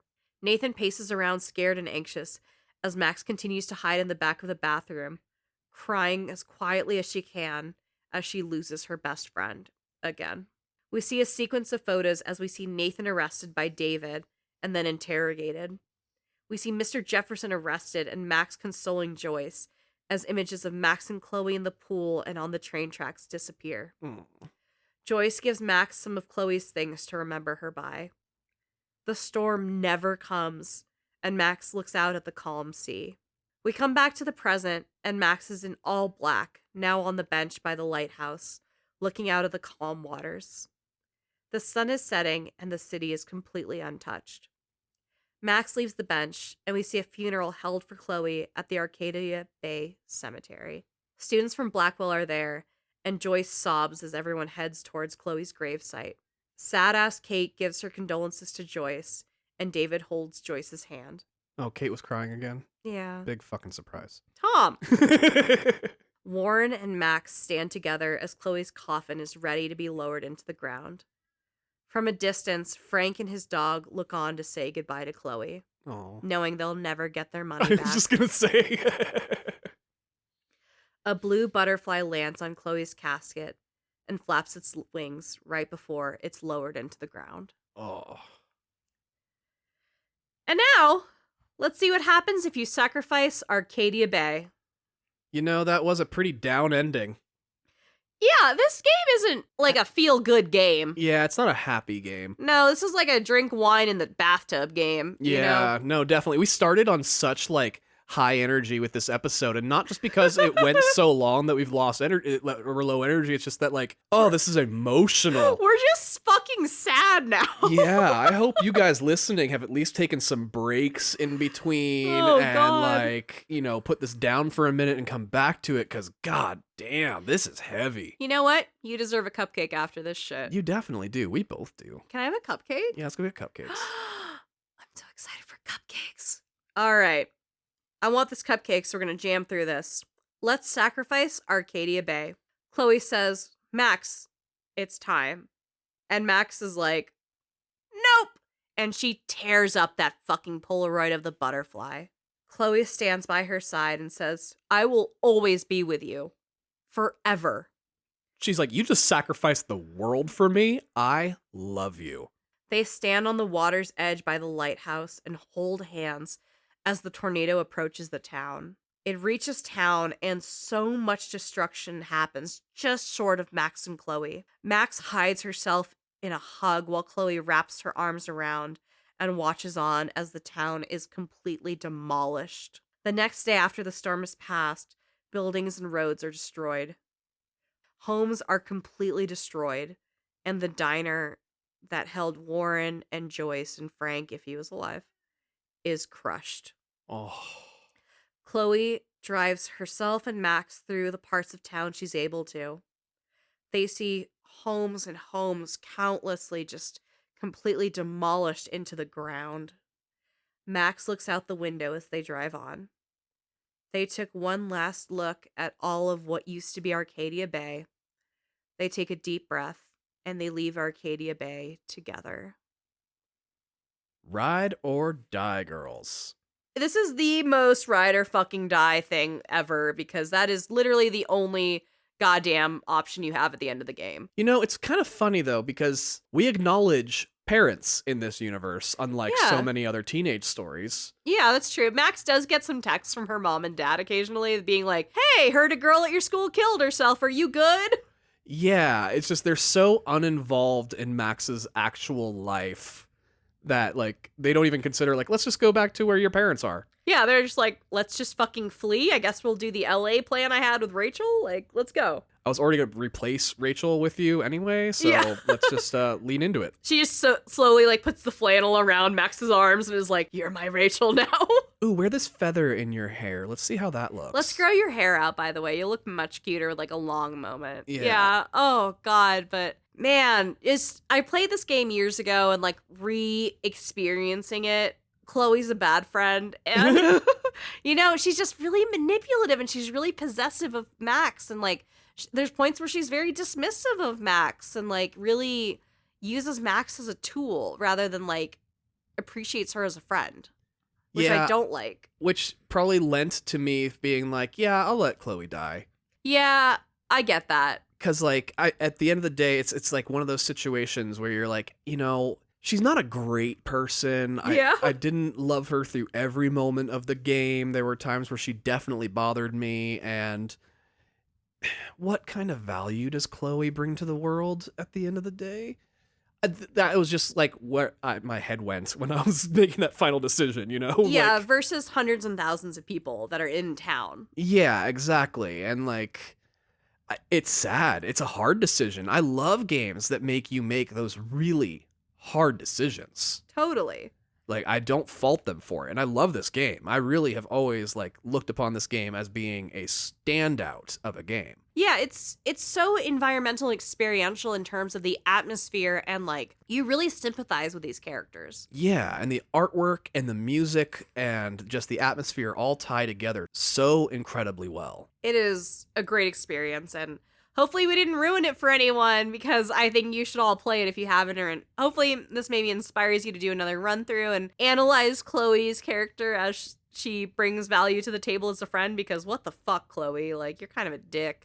But yeah, man, that is Life is Strange. Now, Life is Strange 2 does have a prompt that if you've played the first one, you can decide if you saved Arcadia Bay or saved Chloe, which does affect some parts of Life is Strange 2. Nothing plot relevant, more Easter eggs. There's a character in Life is Strange True Colors, the third installment, that does reference some Arcadia Bay stuff. There is that prequel Before the Storm, like Tom and I mentioned, where you play as Chloe meets and becomes friends with Rachel, which is a really beautiful story, and then is heartbreaking. But, you know, that's just kind of par for the course for the Life is Strange world, so. I'll tell you, like, the ending of Before the Storm is haunting. I was gonna say, don't tell them that, because spoilers. I don't want to say anything about what happens, but the ending of that game is fucking haunting. It still bothers me. Yeah, like, I can say the catchphrase to you, and, like, your entire, like, I can see the hairs crawl up your neck. Yeah, don't do it. I'm already upset. I'm not going to. It's too much of a spoiler. But. I'm in such a mood from going through this game, but thank you all for sticking with us. I apologize if I was a little nasally. Again, we're fighting some colds, but oh my gosh, that fucking juggernaut of a game. It's a beautiful game. I really appreciate it. And it's all QTEs, so like fucking you don't need to be a pew-pew about it. You don't need to be a pro gamer to play this game at all. No, it's a cozy game, if anything. Yeah, it's a very cozy game. It's a good weekend, like, rainy day weather while you're sick or something. Rainy day? Like you play it during a storm? During like, an actual storm. Who's fucking up the timeline? This one's called During the Storm. Yeah. Anyway, if you want to hear more from us, we have some DLC episodes available on our Patreon, which include, like we mentioned, Bioshock 2's Minerva's Den. We have the Cuphead DLC, The Delicious Last Course. We've got an episode on Tetris, which is wild and had me screaming. Yeah. Very fun content on the Patreon. So if you'd like to support the show, we'd love if you hang out with us there. There is some pretty cool stuff locked behind the paywall. Yeah, if you saw, they have finally dropped the trailer for the Tetris movie. And if you watch that trailer, you're going to sit there and think, there's no fucking way possible any of this shit actually happened. Go to our Patreon and listen to the episode and you'll hear everything fucking happened. Yup, it's insane. Insane story, and I'm really excited for that movie. Yeah, and if you want to talk to us on our private Discord channel, that's also available only to our Patreons, so come hang out with us. I play Pokemon Go with some of our Patreons, and it's fun. We had a really good Hoenn day. Yeah, thank you so much for listening. Thank you for joining us from Level Up Expo, if that's where you joined us from. Yeah. If you just found us organically, like some people who are at Level Up Expo said, thank you. Whatever game brought you in, we'd love to hear about it. Why don't you guys send us a message on Instagram, on Discord, something. Just tell us which game brought you in. Yeah, we want to be friends. But anyway, thank you all so much. You can connect with us anywhere that we have touch points. We can find those all on TheOtherCastlePodcast.com. That's TheOtherCastlePodcast.com. And we'll be back next Wednesday with a whole nother game to dive into. Yeah, that one's going to be not as heavy as this one, but there's still going to be a lot of dead people. I'm so tired. I know, but, you know, this was another story of the power of friendship persevering. Yeah, even if it's, like, not a good friendship. Right. All right, Goombas. All right, Goombas. Until next time, this is Tom and Andrea reminding you, don't skip the cutscenes. Bye. Bye.